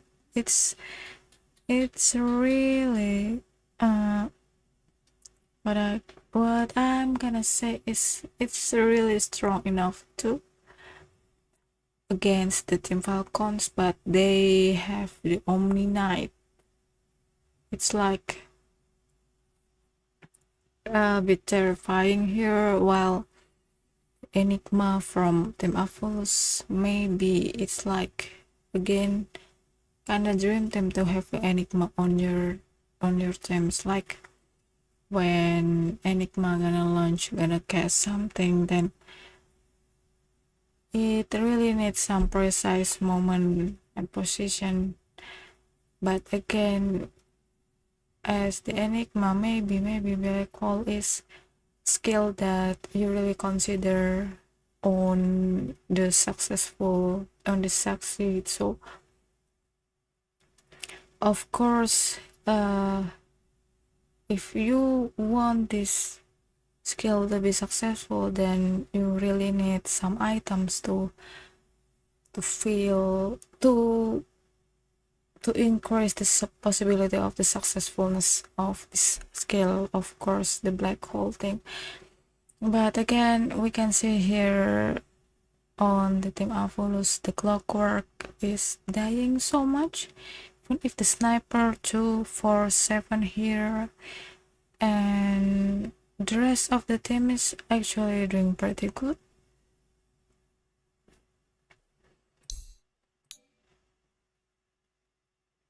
Okay, this the shadow fin here is well farmed, same with the Sand King and the Mars.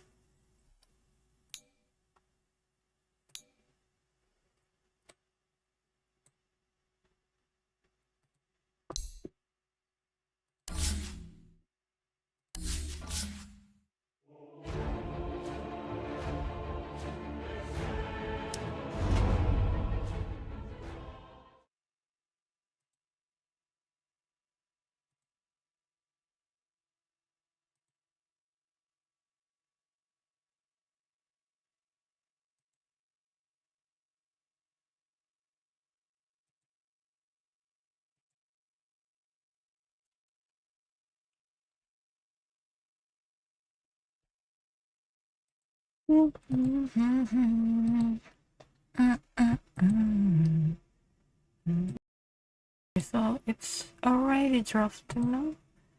Oh, it's already played. Okay, interesting. Let's see. Chosen for this game for a couple of reasons. So first of all, like the panel was talking about, the side of Avulus don't have the best ways of dealing with the spiderlings when the level 6 push starts coming out. None of these heroes really want to play defense, and many of them can't at all. I would say this is one of Sniper's worst matchups in all of Dota, and the Sniper's a position 4 in this game, so it'll be even worse. You won't have much to fend for yourself with. The Visage, I think, also struggles against Brute quite a lot. It's a tough matchup, so definitely a couple of problems there. But something else I wanted to highlight about this draft was when game number 1 was over, we were sitting in the green room backstage, and I was saying, I was saying to you, I feel like Sand King is morbidly underrated this draft. I think this Dust Devil facet is still amazing, and I think the hero is still incredible. I don't know why he didn't take it this game. This is a really big surprise for me. Like I would love to pick his brain on why this is a Sand Shroud game instead of the Dust Devil one for the Sand King. Popping off right now. But either way, I feel like this hero is still incredibly powerful, and it seems like Falcons agree with it. Last game they last picked it, this game they first picked it. They were like, all right, we've still got it with this guy, and of course they can play it as a flex, they can play it mid, they can play it off lane. They've definitely bumped it up in priority here. Is this just that good for the mid matchup against Invoker to have the Invis? Is that the logic here? I mean, so far so good, I guess. Yeah, I guess so. I mean, I think it's a bigger radius too, is it not? Or am I wrong? I haven't played the Sand King. It's bigger radius when you take Sand Shroud, but Spirit, if it doesn't get banned, build your draft off of that. I feel like we have not seen the Invoker banned in the previous series, previous game rather. That is still an option for this one as well, if they want to go for that route. For this game, Avulus again is the team that first picks. It seems that so far we have seen Falcons opt to go for the, if they have the priority, they opt second pick. I remember actually in the previous draft, you asked if you should ban it against Stormstormer, and I just kind of blindly just said yes. But I remember actually, Stormstormer loves when people ban it against him, but he doesn't want to play it in first phase. Like, he might sometimes go for it, but he's not always rushing towards it. But all right, they're gonna run it back. Sniper again. Well, okay, so let's theory craft this, because we did hear Mag in the interview, and he said he didn't want to. He says it's still a good hero, and he didn't want to say much about it afterwards to not reveal anything. Eki used to work with Secret, with Puppy, and if you talk about stubborn drafters, there's a couple in the world. Kuroki, Puppy, can I go Eki, you know, I love that you mentioned that, because I remember a long time ago there was and there is this legendary support position 4 that kind of started with all the position 4 invokers and stuff. His nickname is Yapzor. I remember him in an interview a long time ago. I think we had the same panel, Omega League. We asked him, when are you going to pick something different? He's like, yeah, I'm asking for a sniper, but Puppy won't let me. I remember that. So even back then, Puppy was wise for his time. He wouldn't let it. He wouldn't let it happen. But maybe there is something like, look, last game, even though Sniper pretty much did as well as we kind of expected, I feel like the last game wasn't on the draft. It was still on the execution of Falcons. Like, they played the mid to late game team fights to perfection. Some high ground pushes were iffy from them, but all the fights on the map that aren't on the high ground were in their favor. And here's the key adjustment, right? They're going back to the first pick Sniper, but they're already banning on the Omni Knight. You know, preventing the sustain in lane, preventing the kind of mid game, because we have truly broke down Sniper quite a lot in the last hour or so.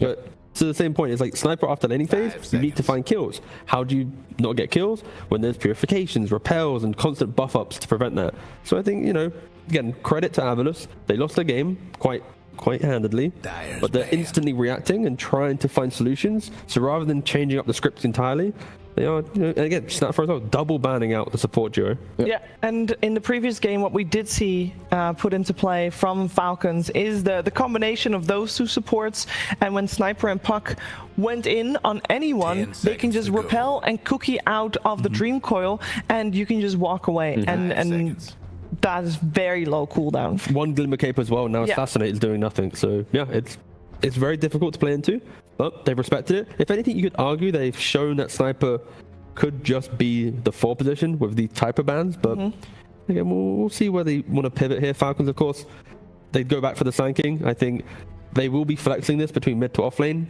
but so far from what we've seen from Falcons, and also my personal preference on Sanking, I think mid Sanking is the best version of the hero. You can go for the early Blink Dagger, connect to the side lanes.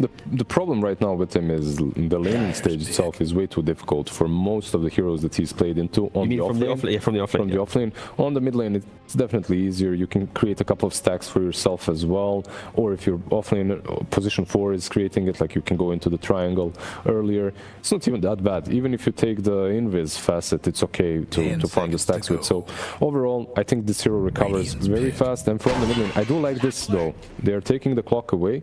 Yeah, they banned out the Snap, the Ench, the Omni. A lot of position 5s are out, so they take the clock for themselves.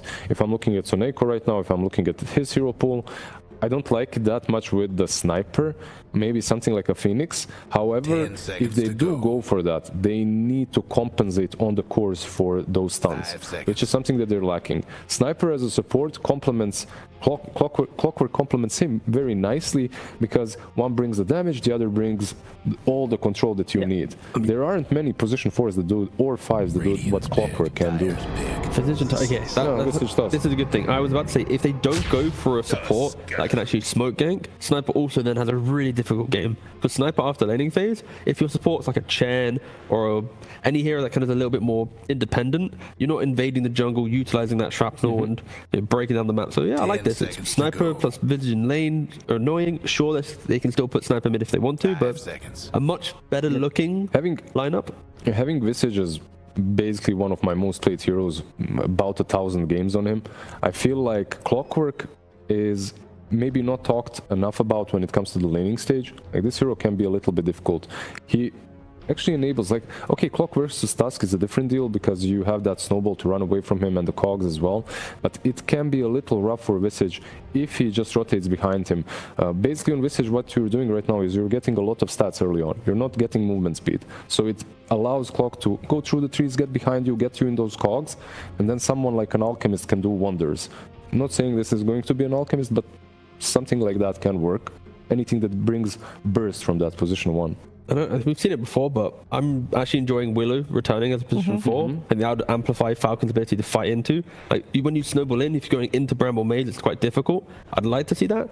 And also, Luna, when you have Clock and Sanking, is incredibly strong. Like, you hook shot in, you burrow strike in, Kanda from a Lucent Beam, throw in, like, there's so much damage from a distance that I could see them going down. I think Nigma Galaxy have also done this type of lineup as well earlier today, but like, it's incredibly strong. But ooh, how about a Gyrocopter instead? Just throwing damage in is the key theme there. The lane itself is all right. It isn't amazing. I feel like Jaro, so basically when you're playing against this guy on Avulus, what you want is you want some burst damage, because then he doesn't get to hit you too many times with Soul Assumption. Jaro is, yeah, he does have some burst, but it's over time, right? Like, he follows you around with Rocket Barrage. It's also objective defensive as well. Like we saw in the previous game, that's why Falcons are able to prevent Avulus from feeling good. They go toward the tower, they have to run into just a big team fight. Here, it's tanking, the clock. Yeah. Sure, it's a very good morphling game. And I think the thing for morphling to have a good time is often the map needs to be played without him, and then he can join when he sees a good opportunity. And that's where I think Falcons' entire draft concept against Avulus feels very good. Because when the Visage wants to go make the move, 4 heroes will join without a problem. Like, there's not a single hero on Falcons where it's like, they might not want to fight early on. Like, Gyrocopter Ultimate, Clock, like, they're ready to bring mass numbers. It's like some lineups, you need levels and gold to get to that point of being able and ready to fight. This Falcons draft, you need gold. You need gold on Gyro, but everyone else, all you need is 1 Wisdom Rune, those level 6, and you're ready to rock. Like, they're really strong post-laning stage. I do like the Morphling. And for me, like, when I look at these 2 drafts, if Sniper is anything different, You'd be very happy. I'd be very happy with what they've got, but I'm such a Sniper hater at the moment. Would you prefer to put the Sniper now as a pos 5, or would you still go for it 4? Like, how do you want to see it? That's also a good point. Please, just no. If it's support, it has to be 4. It has to be 4. That's also a very. Because then it's gonna be Visage Sniper lane, right? And it is. Like, look, there aren't many heroes that can sustain themselves against that. It's a lot of damage. So even a Clockwork that kind of takes time to waddle on top of you, like you hit him with shrapnel, 2 soul assumptions, he needs to waddle back to Fountain. So it's still solid. Like, it's still a very solid lane. Okay, we got a Mars and an Earth Spirit removed on the side of Falcons, respecting the fact that the Visage could still be... Stormer plays it. Yeah, going I guess the draft is almost in, they're respecting that little adjustment that's possible from Avulus, because on both sides, you just talked about Sniper and Visage, you probably were alluding to the fact that they're both kind of ranged and they do the same thing on the offlane. Usually you'd like some bodyguard, which he doesn't have here. Oh, and the pack. So let's see, maybe. Beastmaster, Viper, so we get to see the Stormstorm Invoker, and he doesn't have to pick it first, he can pick They it completed last for his team, and second to last Invoker overall here. Now the question is, would you like to play should Sand King into that, or do you want to pick something else, because Super that flex is Sniper, still open for Falcons? Entirely depends on if Malrine wants to play like Broodmother here or something. Like, if Malrine sees I know my hero to absolutely remove Invoker from the game, So the then Falcons. there we go. Noise. Easy game. Noise. Time to pick Yeah, it's a ATF, yeah. No, and they're putting actually even an offlane. It's Amar that will play the Brood. The great thing here is I actually was thinking, like, no matter what, I wanted Brood in this game for Falcons, because from the who team defends the the towers early on? Like, Visage wants to take towers, he's running into Clock and Sand King. Morph needs to farm with a defense with a map that's progressed by other people. Brood is the one to obliterate that, because there's no time to take towers, they need to defend towers. And I think Brood was really good. It's kind of cool that Amar takes it rather than Malrine. And I guess it goes back to the point originally that Sand King from mid lane is more active. Sand King into Morph lane would be very awkward for Sand King to play. So I like the fact that Broodmother is still the key hero here. It's the snaking, I Very mean. good comfort And zone it's as well, either right? Like, we've seen the Sand King played by Amar. ATF, It was a little bit rough. With the Broodmother, I feel that they get what they needed from the offlane. Like, on one side you have this Visage cheese, now on the other you have Brood. They hit you with the Visage problem, you hit them with an even harder problem of Brood. Eventually he has to play into her, as she's taking over your tier 1 tower and mid tier 1 tower. Wait a second. Talking about the draft here, like drive wise, I prefer the Team Avulus draft just because the Gyrocopter is not really the carry that you're looking for.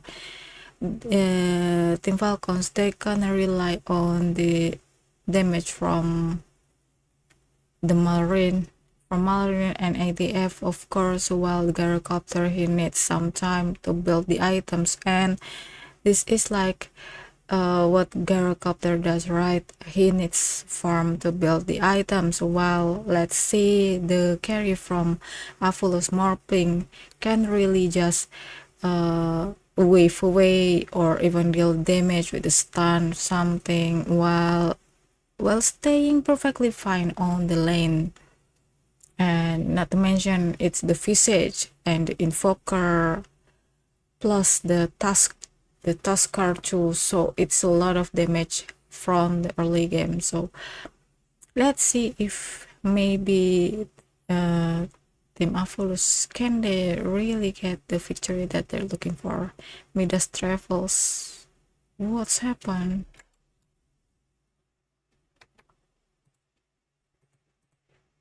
Surprise them and prove them wrong. Let's see what's going to happen. We're heading over to our commentary duo of Lyrical and Synderen.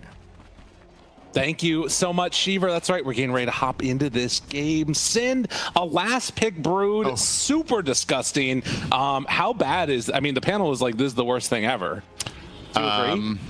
I mean, I will say the worst thing ever when it comes to Brood was years ago when it was just, all right, this game is just over status. Right. It's solvable, but I do think it was a very good pick. I think it's probably the single best hero they could have chosen for this game for a couple of reasons. So first of all, like the panel was talking about, the side of Avulus don't have the best ways of dealing with the Spiderlings when the level 6 push starts coming out. None of these heroes really want to play defense, and many of them can't at all. I would say this is one of Sniper's worst matchups in all of Dota, and the Sniper's a position 4 in this game, so it'll be even worse. You won't have much to fend for yourself with. The Visage, I think, also struggles against Brood quite a lot. It's a tough matchup, so definitely a couple of problems there. But something else I wanted to highlight about this draft was when game number 1 was over, we were sitting in the green room backstage, and I was saying, I was saying to you, I feel like Sand King is morbidly underrated this turn. Yes. I think this Dust Devil facet is still amazing, and I think the hero is still incredible. I don't know why he didn't take it this game. This is a really big surprise for me. Like, I would love to pick his brain on why this is a Sand Shroud game instead of the Dust Devil one for the Sand King. But either way, I feel like this hero is still incredibly powerful, and it seems like Falcons agree with it. Last game they last picked it. This game they first picked it. They were like, all right, we've still got it with this guy, and of course they can play it as a flex, they can play it mid, they can play it off lane. They've definitely bumped it up in priority here. Is this just that good for the mid matchup against Invoker to have the Invis? Is that the logic here? I mean, so far so good, I guess. Yeah, I guess so. I mean, I think it's also, it's a bigger radius too, is it not? Or am I wrong? I haven't played Sand King since it's bigger radius when you take Sand Shroud, but doesn't follow you. So it makes certain farming aspects of it harder. Snaking will be first blooded. Nice little bonus here for Zibe with the death toll. Oh god, that feels so good as Visage. So much gold, brings out an entire Null Talisman now, along with the Mango in tow. This is going to be really good, although I think that's actually back in his stash. So, and I'll say even more so than the previous game, I think it's extremely important for Avulus to have a good laning stage. Right.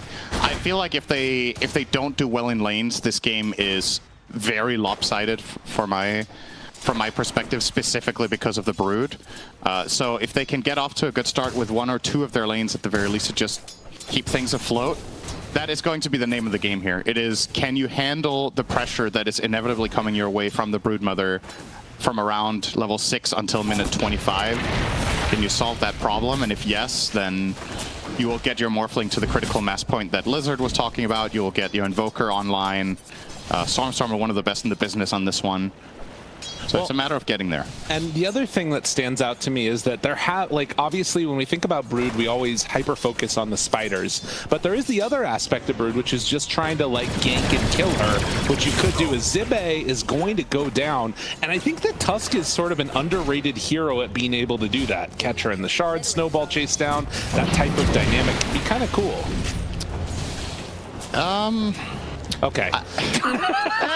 I'm reaching here. I'm trying. Yeah, I think that's a good way of putting it. I think that's a bit of a reach. It's like we're trying to find the best solution that Avulus have against Brood, and it's a passable counter. Okay. I think your wording there was actually very indicative of how good of a Brood game it is. Was that, yeah, but when I look at this hero, there are some upsides to the matchup. It's tough. But this hero is by no means the auto win that it used to be. If you go back some years and you didn't have Broodmother Spiderling clear, you would just lose the game, right? Like it would actually just be that simple. Nowadays, it's solvable for most lineups. Also, a lot of heroes that didn't used to have some sort of AoE clear have it now. It's easier to itemize and find solutions to different problems in the game. So, but it is a very good Brood game. Did he not get the deny on that Observer board? I think they actually got, yes, the creeps got it for snaking. That's kind of crazy. So a nice little injection of gold there for the clock. Yep. Snaking's going to get a fast level 3 here. I play a lot of Clockwork. I feel like this is one of the heroes in Dota that gets the most out of level 3, out of anyone. The 2 points in Battery Assault is crazy increase. If you think about how most abilities scale in Dota, this ability gets more than twice as good on level 2 as level 1. It goes from 20 to 45 damage. Wow. So the impact you have against a hero like Visage now, if you get boots or just get in on top, oh boy, that was not a kill I was expecting. Crit, finding the kill here on Smiling Knight's Morphling. Yeah. It's dangerous for Visage up top. Lizard was pointing this out. Visage doesn't buy, or T was, I believe. Lizard, wow. Lizard doesn't buy it either. Lizard doesn't buy move speed. Visage doesn't buy move speed, generally speaking, early on. So despite not having boots on the clockwork, he's still faster than the Visage by 25. And that means that he can just find some sort of angle, get in and get the cogs out. And effectively, Visage will die. If Visage gets caught by clock, what's your counterplay? You don't have any save, you don't have any stun, knockback, anything with the Sniper 4. So they have to be very careful up here. And in turn, that should make for a nice laning experience for Skitter. Because it doesn't feel like Tusk Visage, or excuse me, Visage Sniper can ever truly go aggressive up here as long as clock is nearby. The counterplay is just too strong. Right. No, it's if you get caught out by that one, it will be a quick death for sure. As Malrine does run on over and clear out that camp. Level 5 for both him and Stormstormer. Going mass stats right now on Stormstormer. In fact, no boots as of yet. It's coming out on the Courier, but he has a whole chunk of armor and some good damage in on those right clicks. We've seen a couple of players up for this double. Nice damage there. This double Wraithband build into right click. It is the popular way of playing Invoker right now. Hog's not going to reach. Counterplay from Avulus. In trouble and That's dead. That is the power of boots if you can get them. And now Skitter taking some more damage. We'll have another Soul Assumption. Will it be quite enough? No. Only 2 charges on that one.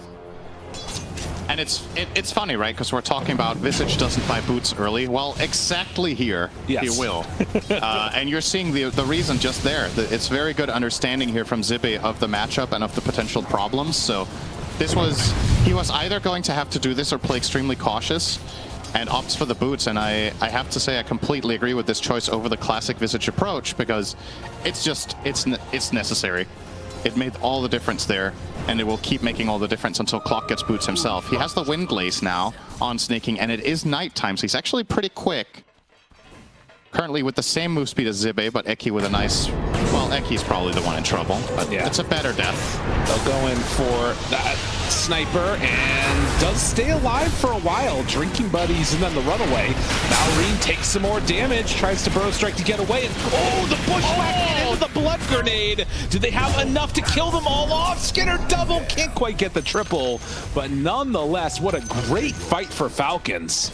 And more tips keep on coming.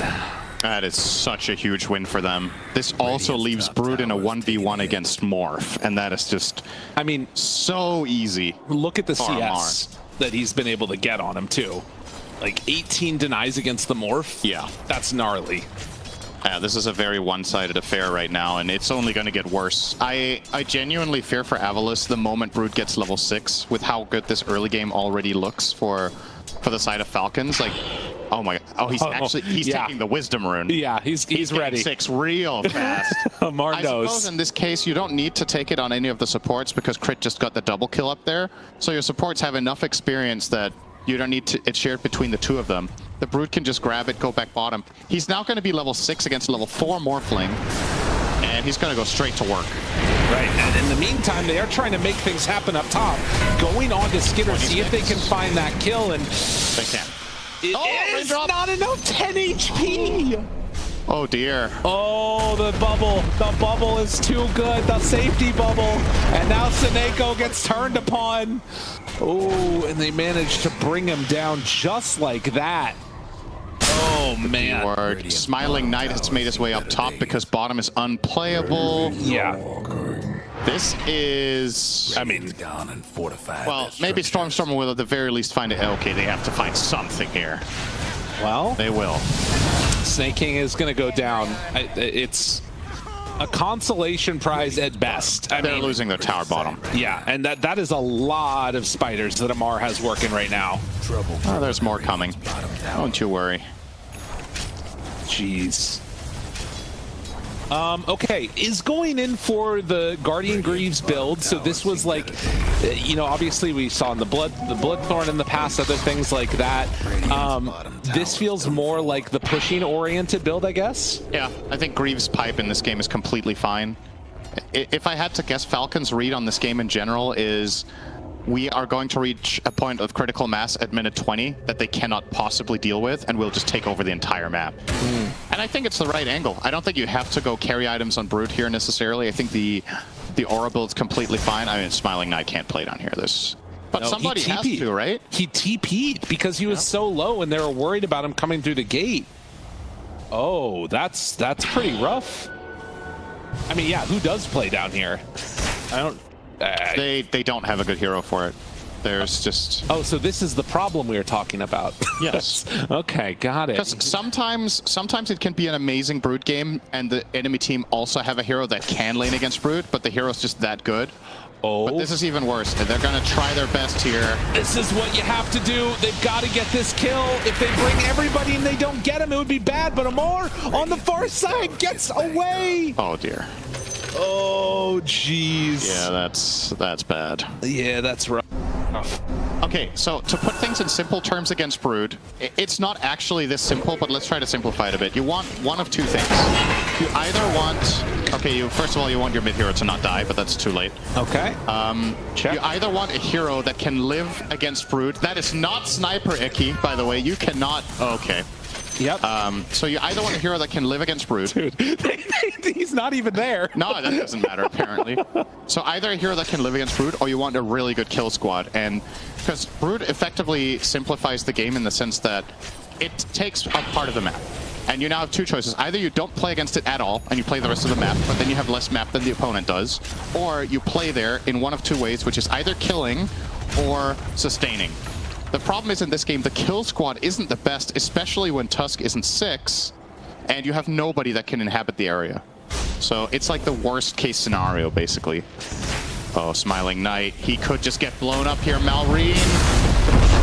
He waits for a second, and they just bring him on down right from the start. This tower's gone too.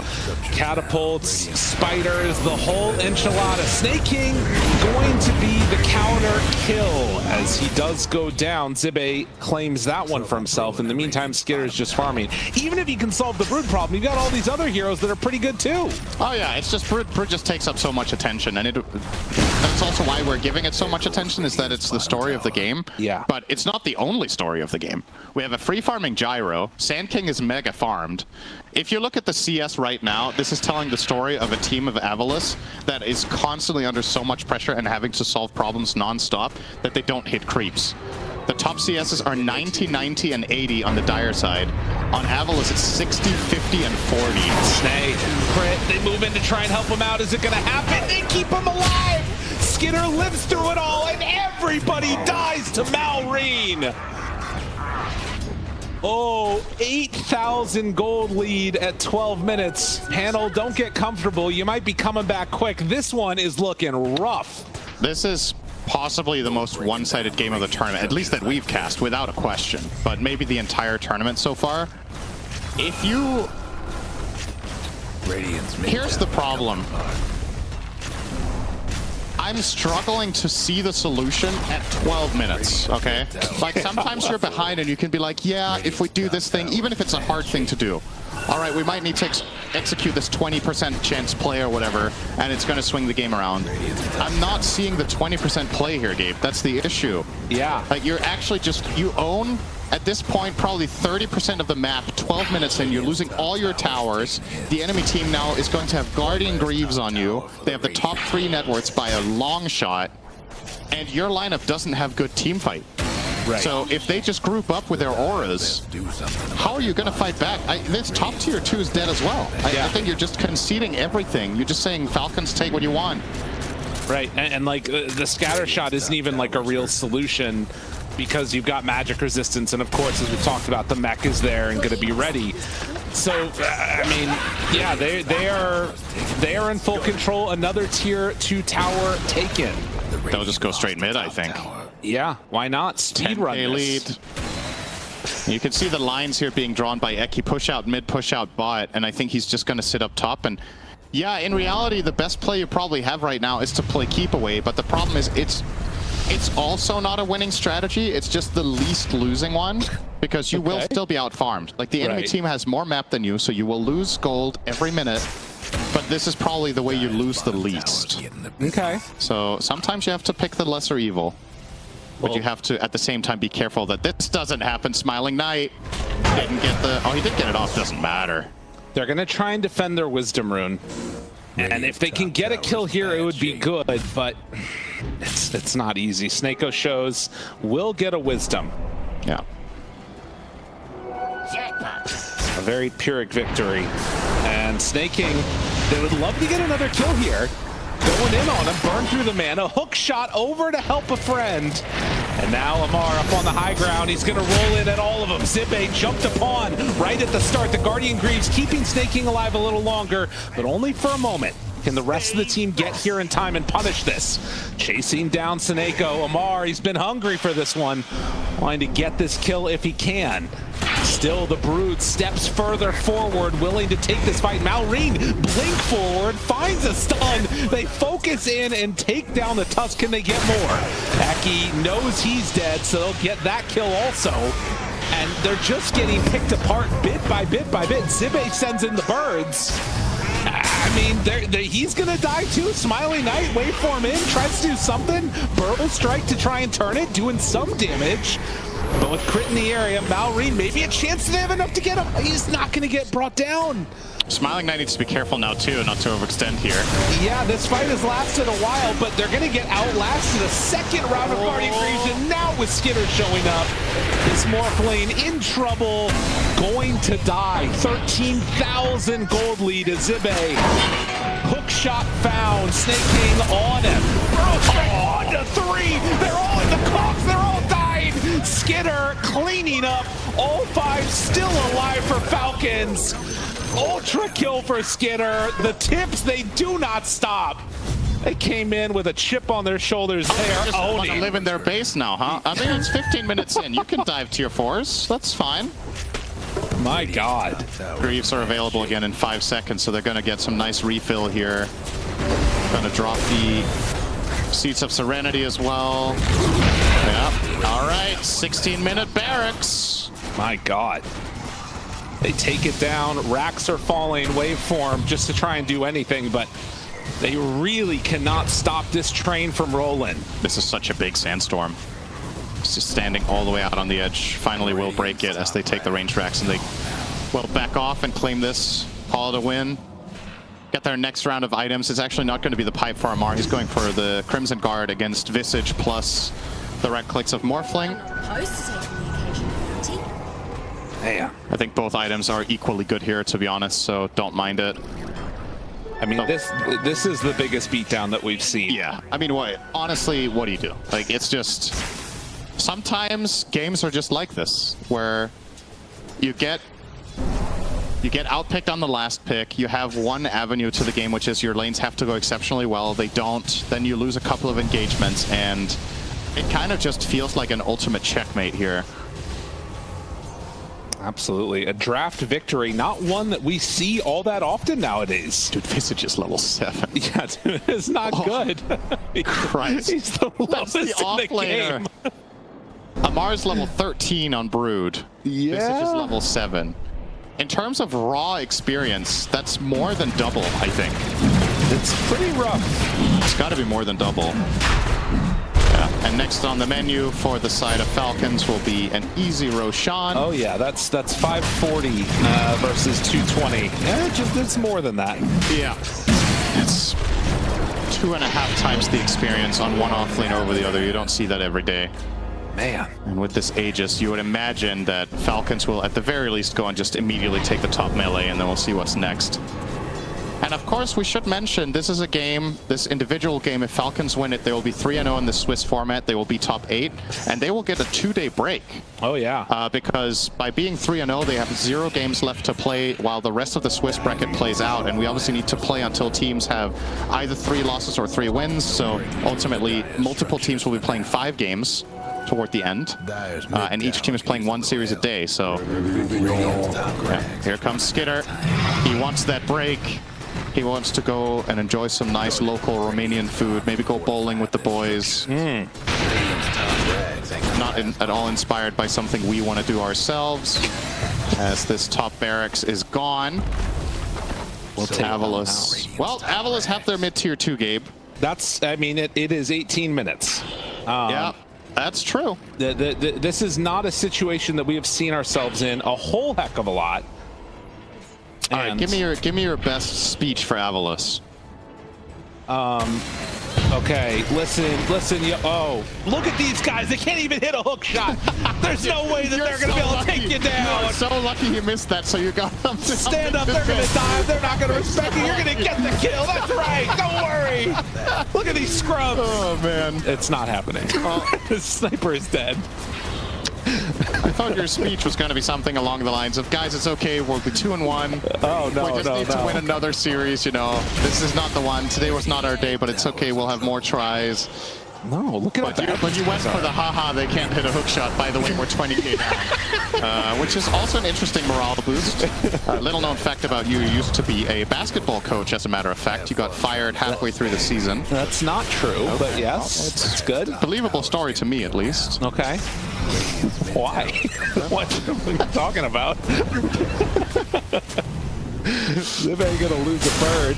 Burrow, oh, misses that one. Look at them. They're crumbling right now. Falcons cannot handle this pressure. Avulus, you can take this one. At this point in time, I believe in you. Well, the buildings are falling now, and they're gonna drop rather rapidly. A whole host of spiders. Skidder, age is still 2.5 minutes. And Maureen ready to run in. The burrow strike does hit that time. They push him back with the grenade, and now the turnaround. Smiley Knight trying to do it. They get the kill, but they lose everybody else. 3 dead as Maureen does die. But another set of racks. And, I mean, holding on at this point in time, you got to give them the Tenacity Award, because... The Tenacity Award for holding on for 20 minutes. Yeah. There's, I mean, what basketball team did you coach? Good job, guys. We got to the second quarter I did, without fainting. I did play soccer back in the day, and I remember one time we were at GG is called. They're done. They're going to take the game with a couple more tips coming out. And, of course, on to the main event, Falcons. The team to beat in this tournament, and they're showing up in a big way. Do not give them brood last. Yeah, this is... It's one thing that they go into this tournament as the favorites, but then... Radiant's bottom rags is getting hammered.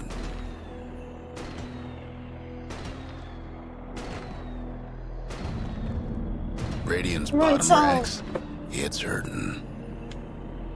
I guess congratulations for the perfect victory for Team Falcons here. Well, I did mention that if we judge it from the carry wise, then of course it's gonna be the more playings upper handed rather than the carry gyro. But little did Avulus team know that the last pick from Team Falcons is the Brood Mother that's always making space from early until the late game. It's like she marches until the tier 2 tower, like there's no one that able to stop this kind of Brood Mother. So with this kind of space, of course the gyro is fat, and the more players fail to really get the timing to farm or even just to survive from the laning. So again, it's congratulations for Team Falcons. A lot of tips happen though for Sonaiko, so I don't know if that's a really genuine tipping or not, but I really hope that there's nothing happen on the next match. Well, thank you so much for tuning in. See you on the next live stream, and don't forget, always be